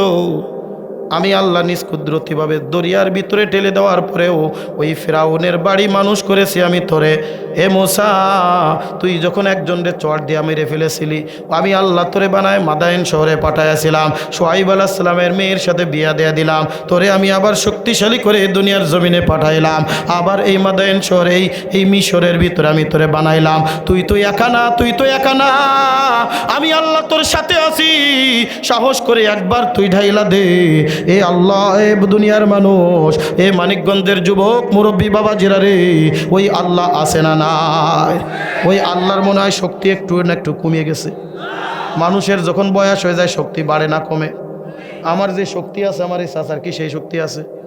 এখনই মনে হয় একটু কাঁপতেছে বাপ, অথচ আজকে রাত ছাড়া মনে হয় রাত্রে জাগে না তেমন একটা। আমি প্রত্যেকটা রাত্রে জাগি, তারপরেও কিন্তু বলবেন হুজুর কয়দিন? ওই যে দেখেন না আজকে আপনাদের যিনি প্রধান বক্তা ছিলেন, 90 দশকের সেরা বক্তা ছিলেন, সারা বাংলাদেশ না সারা বিশ্বের ভিতরে যার নাম ডাক ছিল আল্লামা মীর হাবিবুর রহমান যুক্তিবাদী, আমরা ছোট্টকালে যার বয়ান শুনেছি, আমার এখনও একটা বয়ান প্রায় আমি মুখস্থ করেছি, মেয়েরাজের বয়ান।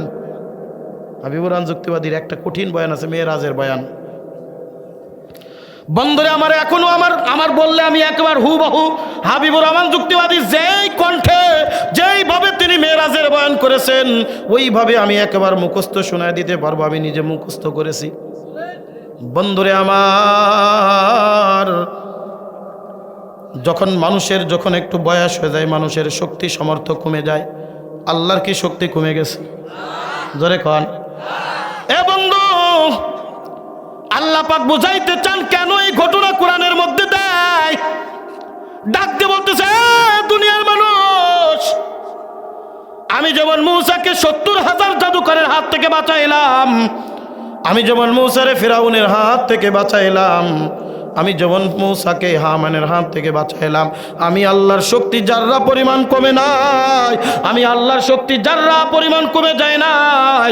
যতই দাদা বাবুরা তোগের উপরে চাপা ঝাড়ুক, যতই দাদা বাবুরা তোগের উপরে রক্তর চক্ষু দেখাক, একবার যদি সাহস করে হিম্মত করে নারে তাকবীর আল্লাহু আকবার বলে একবার যদি মার্চ করে ওই দিল্লির মসজিদে যাইতে পারো, সেদিন বেশি দূরে নয়, গাজওয়ায়ে হিন্দের যখন ডাক দিয়ে দেওয়া হবে, আল্লাহর রাসূল ডাক দিয়ে বলে সেই জামানায় এমন একটা সময় আসবে যখন মুসলমান আর মুশরিকদের মধ্যে, মূর্তি পূজকদের মধ্যে একটা যুদ্ধ হবে, যেই যুদ্ধের নাম হবে গাজওয়ায়ে হিন্দ। হিন্দুস্তানের সাথে যুদ্ধ হবে, ভারতের সাথে একটা যুদ্ধ হবে। এক গ্রুপ থাকবে উলাইকা হিজবুশ শাইতান, আর এক গ্রুপ থাকবে উলাইকা হিজবুল্লাহ, আর এক গ্রুপ থাকবে শয়তানের গ্রুপ, এক গ্রুপ থাকবে আল্লাহর গ্রুপ। তখন সাহাবায়ে কেরাম ডাক দিয়ে বলে, ইয়া রাসূলুল্লাহ, ইয়া হাবিবাল্লাহ, ওই গাজওয়ায়ে হিন্দে কারা জিতবে? বলে এটা তো স্পষ্ট কথা, মুসলমানেরা জিতবে। আরো জোরে।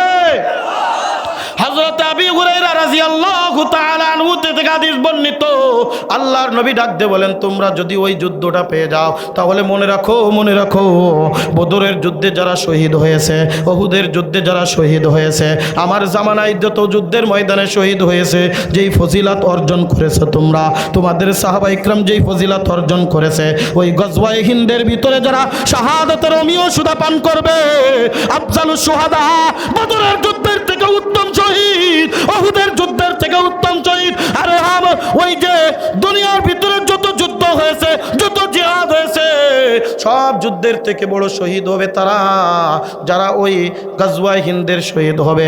আর যারা গাজী হয়ে ফিরে আসবে, আল্লাহ পাক রব্বুল আলামিন তাদের জন্য জান্নাত ওয়াজিব করেছে। বন্ধুরে আমার, আল্লাহর নবী মুসা আলাইহিস সালাতু ওয়াস সালাম মনে ভয় আছে না নাই? কথা কয়। 1,40,000 সাপের মোকাবেলায় যদিও আল্লাহ কইছে, কিন্তু কেমন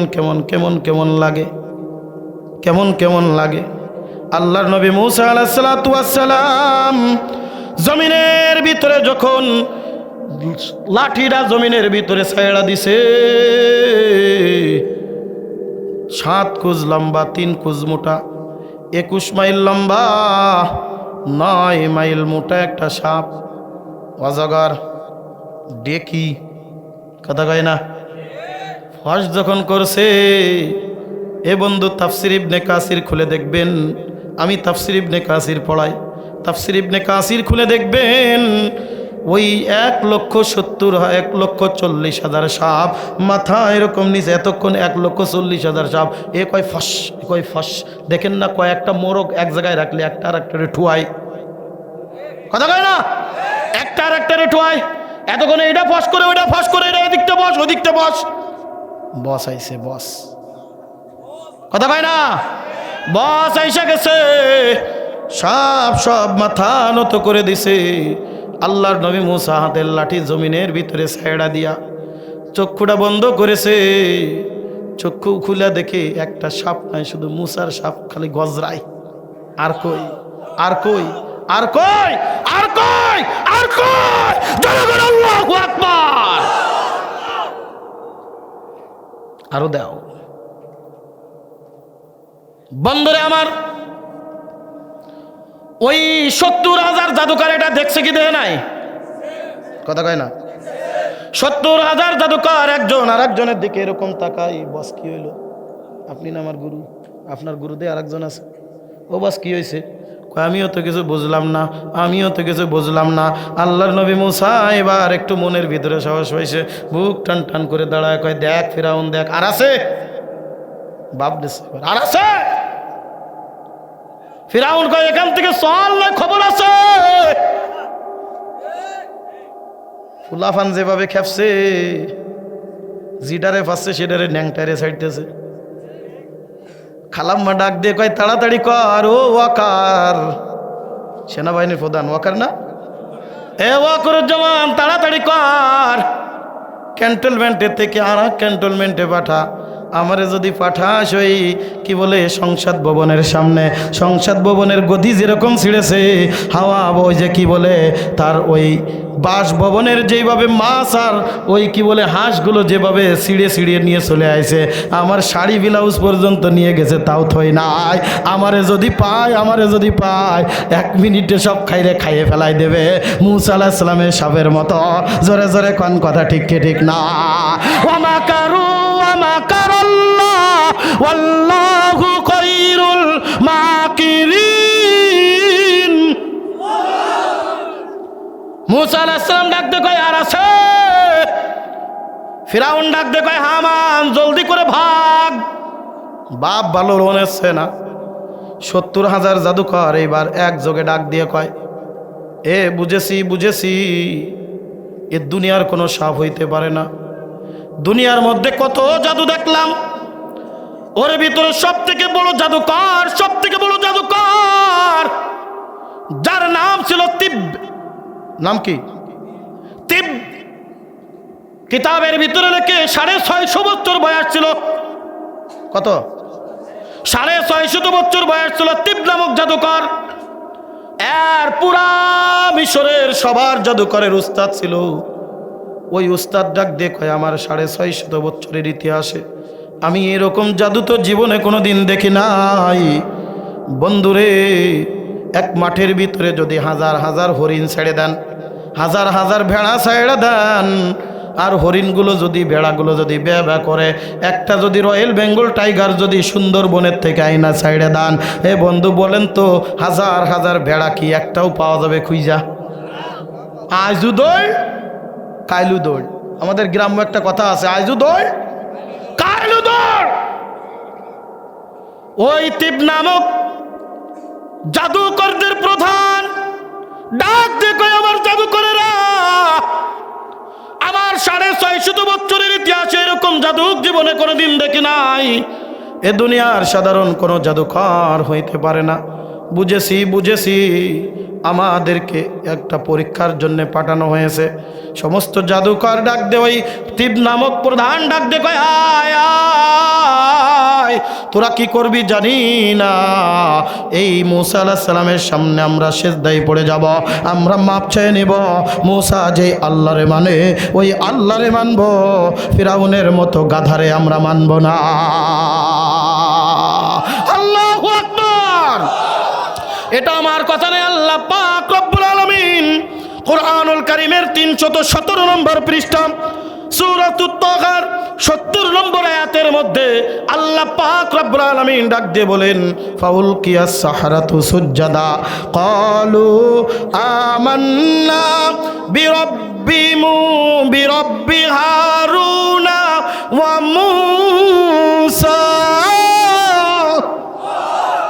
70,000 জাদুকর একযোগে মাথাটা নত করে দিয়ে ডাক দে বলে, বুঝেছি, এটা দুনিয়ার কোনো সাধারণ জাদু হইতে পারে না, এটা তো আমার আল্লাহর একটা মুজিজা। এ মূসা হাত দুইখানি বাড়ায়া দাও আর পড়ায়া দাও আমাদেরকে আল্লাহর ইত্তেহাদের বাণী। এ ফিরাউন শুনে রাখ, যার মোকাবেলা করার জন্য আমাদেরকে নিয়ে আসছিলি, আমরা বুঝে গেছি এ সাধারণ কোনো জাদুকর না, আল্লাহর পক্ষ থেকে প্রেরিত নবী, আল্লাহর পক্ষ থেকে প্রেরিত রাসূল। এ ফিরাউন শোন, আমানতু বিরব্বি হারুন ওয়া মূসা। আমরা হারুন এবং মূসা আলাইহিস সালামের রবের উপরে ঈমান আনলাম, তোর মতো গাধা আমরা মানি না। জোরে জোরে কোন সুবহানাল্লাহ। বন্ধু আমার, যেই কথা বলতে গিয়ে এত দূর পর্যন্ত চলে এসেছিলাম, আর মাত্র কয়েকটা মিনিট কষ্ট নেবেন না বন্ধু, কষ্ট হয়। বন্ধুরা আমার, যেই কথা বলতে গিয়ে তো দূর পর্যন্ত চলে এসেছি, যেই জামানায় যে নবী দুনিয়ার ভিতরে প্রেরণ করেছিলেন, ওই জামানায় ওই নবীর ভিতরে মুজিজা দিয়েছিলেন। ওই জামানায় সব থেকে যেটা বেশি প্রচলন ছিল, নবী মূসার জামানায় জাদুবিদ্যার প্রদর্শন ছিল। আল্লাহ পাক তার হাতের লাঠি জাদুর মতো একটা ক্ষমতা দিয়েছিলেন। আল্লাহর নবী যখন দুনিয়ার জমিনে আগমন করে, ওই জামানার ভিতরে সাহিত্যবিদ্যায় পারদর্শী মানুষ ছিল বেশি। আল্লাহ পাক রব্বুল আলামিন উম্মি নবীর উপরে, যেই মানুষটা দুনিয়ার কারোর কাছে যে লেখাপড়া করে নাই, কারোর কাছে গিয়ে আলিফ বা তাসা পড়ে নাই, কারোর কাছে যে বিসমিল্লাহির রহমানির রহিম পড়ে নাই, এই নবীর কাছে আল্লাহ পাক রব্বুল আলামিন সাহিত্য ভরা, ফাসাহাত বালাগাত ভরা, একটা দুইটা নয়, এক পারা দুই পারা নয়, 30 পারা কুরআনুল কারীম আল্লাহ পাক রব্বুল আলামিন নাজিল করে ডাক দে বলে, দুনিয়ার মানুষ, তোমরা যদি কোরআনের উপরে নিজের জীবন পরিচালনা করো, তোমরা যদি কোরআন নিজের জীবনে আঁকড়ে ধরো, তোমরা যদি কোরআন অনুযায়ী নিজের জীবন চালায় যাও, একেবারে সংক্ষিপ্ত করে বলি, আল্লাহ পাক রব্বুল আলামিন ডাক দে বলে, বান্দা আমি আল্লাহ ওয়াদা করে দিলাম, ফালা তাহজাউনা ওয়া আনতুমুল আ'লাউনা, কোনো চিন্তার কোনো কারণ নাই, তোমরাই বিজয়ী হয়ে যাবা, তোমরাই আল্লাহ আমার দরবারে নাজাত প্রাপ্ত হয়ে যাবা। বান্দা তুমি দুনিয়ার থেকে অন্ধকার কবরে আসতে দেরি, ওই অন্ধকার কবর জান্নাতের বাগান হতে 1 মিনিটও দেরি হবে না। জোরে জোরে খান সুবহানাল্লাহ। এই জন্য বন্ধু, কোরআনের পক্ষে থাকা দরকার আছে না নাই? এই কোরআনের মাদ্রাসার জন্য থাকা দরকার আছে না নাই? যেখান থেকে অসংখ্য আলেম তৈরি হয়, যেখান থেকে হাফেজে কোরআন তৈরি হয়, যেখান থেকে আজকে 4 জন ছাত্র মাথায় পাগড়ি নিয়ে নিল, যেখান থেকে 4 জন ছাত্র কোরআনের প্রত্যেকটা আয়াত, হরফ, নোক্তা, জবর জের সহ একবার কোন জায়গায় ওয়াকফ, কোন জায়গায় দাড়ি কমা, সব কিছু মুখস্থ করে নিল। বন্ধুর, এই রকম মাদ্রাসার সাথে, উলামা ইকরামের সাথে আমার আপনার সম্পর্ক নিয়া ওই অন্ধকার কবরে যদি যেতে পারি, ওই অন্ধকার কবরটা আমার আপনার জন্য হয়ে যাবে আল্লাহর জান্নাত। ওয়াবাশশিরিল্লাযীনা আমানু ওয়া আমিলুস সালিহাত আন্না লাহুম জান্নাতিন তাজরি মিন তাহতিহাল আনহার কুল্লামা রুজিকু মিনহা মিন সামারাতির রিজকা ক্বালু হাযাল্লাযী রুজিকনা মিন ক্বাবল ওয়া উতু বিহি মুতাশাবিহা ওয়া লাহুম ফিহা আজওয়াজুম মুতাহহারাতুন ওয়া হুম ফিহা খালিদুন। 6 নম্বর পৃষ্ঠা 1 নম্বর পারা সূরাতুল বাকারার 25 নম্বর আয়াত। আল্লাহ পাক ডাক দে কয়, এ নবী আপনি তাদেরকে সুসংবাদ দিয়া দেন এমন জান্নাত মা লা আইনুন রাআত ওয়ালা উযনুন সামিআত ওয়ালা আলা খাতারি কলবি বাশার। এমন জান্নাত যেটা চর্মচক্ষু দিয়া দেখা সম্ভব না, কল্পনাও করা সম্ভব না। আমি কতটুকু কল্পনা করব, কল্পনার একটা সীমা আছে। আল্লাহ পাক রব্বুল আলামিন তার থেকেও নাজ নিয়ামত ভরা জান্নাত আমার জন্য ওয়াজিব করে দিবেন। জোরে জোরে কোন সুবহানাল্লাহ। এই কারণে আমার নবী ডাক দিয়ে বলেন, আমার উম্মতেরা রে, কুনু আলিমান আও মুতাআল্লিমান আও নাসিরান আও মুহিব্বান ওয়ালা তাকুন কামিসান ফাতাহলিক। আল্লাহর নবী বলেন, বুখারী শরীফের হাদিস, আল্লাহর নবী বলেন, এ দুনিয়ার মানুষ শুনে রাখ, তোমরা হয় আলেম হও, নতুবা ছাত্র হও, নতুবা সাহায্যকারী হও, নতুবা আলেমের মুহিব্বিন হয়ে যাও।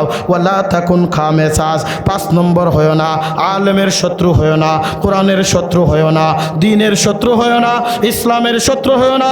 আল্লাহ রাসূল বলেন ফাতুহলিক, তাহলে তোমরা ধ্বংস হয়ে যাবা। ওই কবরের ভিতরে যখন তুমি যাবা, ওই অন্ধকার কবর তোমার জন্য জাহান্নামের আগুন, এমন আগুন, একদিন 2 দিন নয়, 3000 বছর প্রজ্বলিত জাহান্নামের আগুন। এ বাবা সহ্য করার ক্ষমতা নাই। ওই কিয়ামতের ময়দানে আমার আল্লাহ ডাক দিয়ে কয়, যারা দুনিয়ার জমিনের ভিতরে কোরআন অনুযায়ী নিজের জীবন চালায় নাই, কোরআন অনুযায়ী নিজের জীবন পরিচালনা করে নাই, উলামা ইকরামের সাথে মহব্বত রাখে নাই, ভালোবাসা রাখে নাই, তাদের আমলনামা যাবে বাম হাতে। আর যার আমলনামা বাম হাতে যাবে, ওই লোকটা আফসোস করে বলতে থাকবে, ইয়া ওয়াইলাতানা মালি হাযাল কিতাব লা ইউগাদিরু সাগীরাতাও ওয়ালা কাবীরাতান ইল্লা আহসাহা। ইয়া ওয়াইলাতানা মালি হাযাল কিতাব লা ইউগাদিরু সাগীরাতাও ওয়ালা কাবীরাতান ইল্লা আহসাহা। ওগো আল্লাহ, এটা কেমন আমলনামা দিলা? ছোট্ট থেকে ছোট্ট, বড় থেকে বড় সব আমল তো এর ভিতরে আসছে। ওই গভীর রজনীতে দুনিয়ার কোনো মানুষ দেখে নাই, আমি লেপের তলে, কম্বলের তলে কোন গান শুনেছি, তার গুনাহ এর মধ্যে লেখা। এ কলিজার টুকরা যুবক, এ মানিকগঞ্জের মুসলমান, পা দুইখানে বাড়ায় দে, জড়ায় ধরি রে যুবক। এরপরেও বলি, ফের নাই, দুনিয়ার নাজ নিয়ামতের ভিতরে পাগল হয়ে যাও না। এ বাবা, ওই অন্ধকার কবরে খোদা না গাছটা যদি জাহান্নামের আগুন জ্বলিয়া যায়, সহ্য করার ক্ষমতা নাই, সহ্য করার ক্ষমতা নাই। ওই জাহান্নামের ভিতরে যখন দেওয়া হবে, আমার আল্লাহ রাখতে বলেন, ওয়াসিকাল্লাযীনা কাফারু ইলা জাহান্নামা যুমারা। দুনিয়াতে কোরআন মানে নাই, দিন মানে নাই, ইসলাম মানে নাই, উলামা ইকরামের কথা শুনে নাই, ধর জাহান্নামের আগুনের ভিতরে নিক্ষেপ কর। ওই জাহান্নামের ভিতরে যাইয়া পানির আবদার করবে, আল্লাহ আমাদেরকে একটু পানি দাও, আল্লাহ আমাদেরকে একটু পানি দাও, আল্লাহ আমাদেরকে একটু পানি দাও। আমার আল্লাহ ডাক দে বলে, হে জাহান্নামের ফেরেশতারা রে, দে পানি দে। ওয়াইয়াস্তাগীসু ইগাসু বিমাইন কালমুহলি ইয়াশফিল ওয়াজুহ বিসাশ শারাব ওয়াসাআত মুরতাফাকা ওয়াসাআত মুরতাফাকা। আবার মুরব্বী বাবা জেরা রে, রাত 1টা বাজে গেছে, আমার আল্লাহর স্মরণে চক্ষুটা বন্ধ করে মাথা নিচের দিকে লাগায়া ওই জাহান্নামের স্মরণে একটু চোখের পানি ফালায়া দাও। এ কলিজার টুকরা যুবক, দুনিয়ার কত কিছুর জন্য তুমি তো চোখের পানি ফালাইলা, আমিও তো তোদের মতো একটা যুবক। আয় আমার বুকে আয়, পা দুইখানে বাড়ায় দে, আমি নুরানি জড়ায় ধরতেও রাজি আছি। তারপরে বলি, ফের ওই জাহান্নামের আগুন সহ্য করার ক্ষমতা আমার আপনার নাই। যখন ওই জাহান্নামের ভিতরে পানি আবদার করবে, ওয়াইয়াস্তাগীসু ইউগাসু বিমাইন কালমুহলি ইয়াশফিল ওয়াজুহা বিসাশ শারাব। পানি যখন চাবে, পুজ মিশ্রিত, পুজ মিশ্রিত পানি, নাড়ি বুড়ি মিশ্রিত পানি, জাহান্নামের আগুনে দাউ দাউ করে জ্বলা টকবক টকবক করতেছে। ওই পুজ মিশ্রিত দুর্গন্ধময় পানি যখন ওই মানুষের সামনে উপস্থাপন করা হবে, ওই জাহান্নামের আগুনের তেজস্ক্রিয়াও ভুলে যাবে এটা কোন পানি। ওই পানি যখন ওই গুনাহগার বান্দা, আল্লাহর নাফরমান বান্দা যখন পান করবে, ইয়াশবিল ওযুহা বিসাশ শারাব ওয়া সাআত মুত্তাফাকা, পানি যখন পান করবে জিহ্বা খইসা জমিনের ভিতরে পড়ে যাবে, পেটের ভিতরে নাড়ি বুড়ি পিছনে রাস্তা দিয়ে বাহির হয়ে যাবে, ডাক দিয়ে বলবে বাঁচাও বাঁচাও, ইয়া ওয়াইলাতানা ইয়া ওয়াইলাতানা ইয়া ওয়াইলাতানা। আল্লাহ দুনিয়ার নাজ নিয়ামত পাইয়া সব ভুলে গিয়েছিলাম, আমাদেরকে বাঁচাও। আমার আল্লাহ ডাক দে বলবে না, আজকে তোর কোনো আবদার আমি শুনবো না। এই জাহান্নামের ফেরেশতা মালিক জলদি করে যা, আগুনের তেজটা একটু বাড়ায়া দে, আগুনের তেজটা একটু বাড়ায়া দে। এ কলিজার টুকরা যুবক সহ্য করতে পারবানি। মুরব্বী বাবাজিরা রে, পা দুইটা তো কবরে চইলা গেল, এখনো ফের সময় আছে, ফেরো। এই জন্য আজকের এই মাহফিল থেকে আমি আর আপনাদেরকে কষ্ট দিচ্ছি না, আমার জন্য দোয়া কইরেন, আমিও আপনাদের জন্য দোয়া কইরা যাই। আমার ভিতরে কোনো প্রকার এলেম নাই, যোগ্যতা নাই, আমার ভিতরে কোনো প্রকার এলেম আর যোগ্যতা নাই, আমার ভিতরে কোনো প্রকার এলেম আর যোগ্যতা নাই। বসেন না একটু। নাখানদান গুনাহগার, রাত প্রায় 1টা পর্যন্ত কষ্ট দিলাম আপনাদেরকে, আমাকে ক্ষমা করে দিয়ে আমার জন্য দোয়া কইরেন, আমিও আপনাদের জন্য দোয়া কইরা যাই। সর্বশেষ আমি তোমাদের কাছে একটা নসিহত আর ওসিয়াত করি, বাবা তুমি যে দল করবা করো, যে পীরের কাছে যাবা যাও, যে জায়গায় যাবা যাও, তবে মনে রাখবা ঈমান আর আমল নিয়া মাওলার কবরে যাইও। ঈমান আর আমল না নিয়া যদি যাও, ওই হামানের মতো যদি যাও, নমরুদের মতো যদি যাও, ফিরাউনের মতো যদি যাও, ওই জাহান্নামের আগুন যদি একবার ধইরা বসে, সহ্য করার ক্ষমতা পাবা না। এ বাবা আমার জন্যও দোয়া করিয়েন, আমি আপনাদের জন্য দোয়া করে যাই। ভুল ত্রুটি হইলে ক্ষমা চাই, আমার জন্য আমি জানি না জীবনে কোনোদিন দেখা হয় কিনা। আমার আপনার জন্য সবাই সবার জন্য দোয়া করবো ইনশাআল্লাহ। সর্বশেষ নসিহাত যেটা কথা বললাম, অর্থাৎ আমার কথা বলার মধ্যে একটাই ওসিয়াত, একটাই নসিহাত,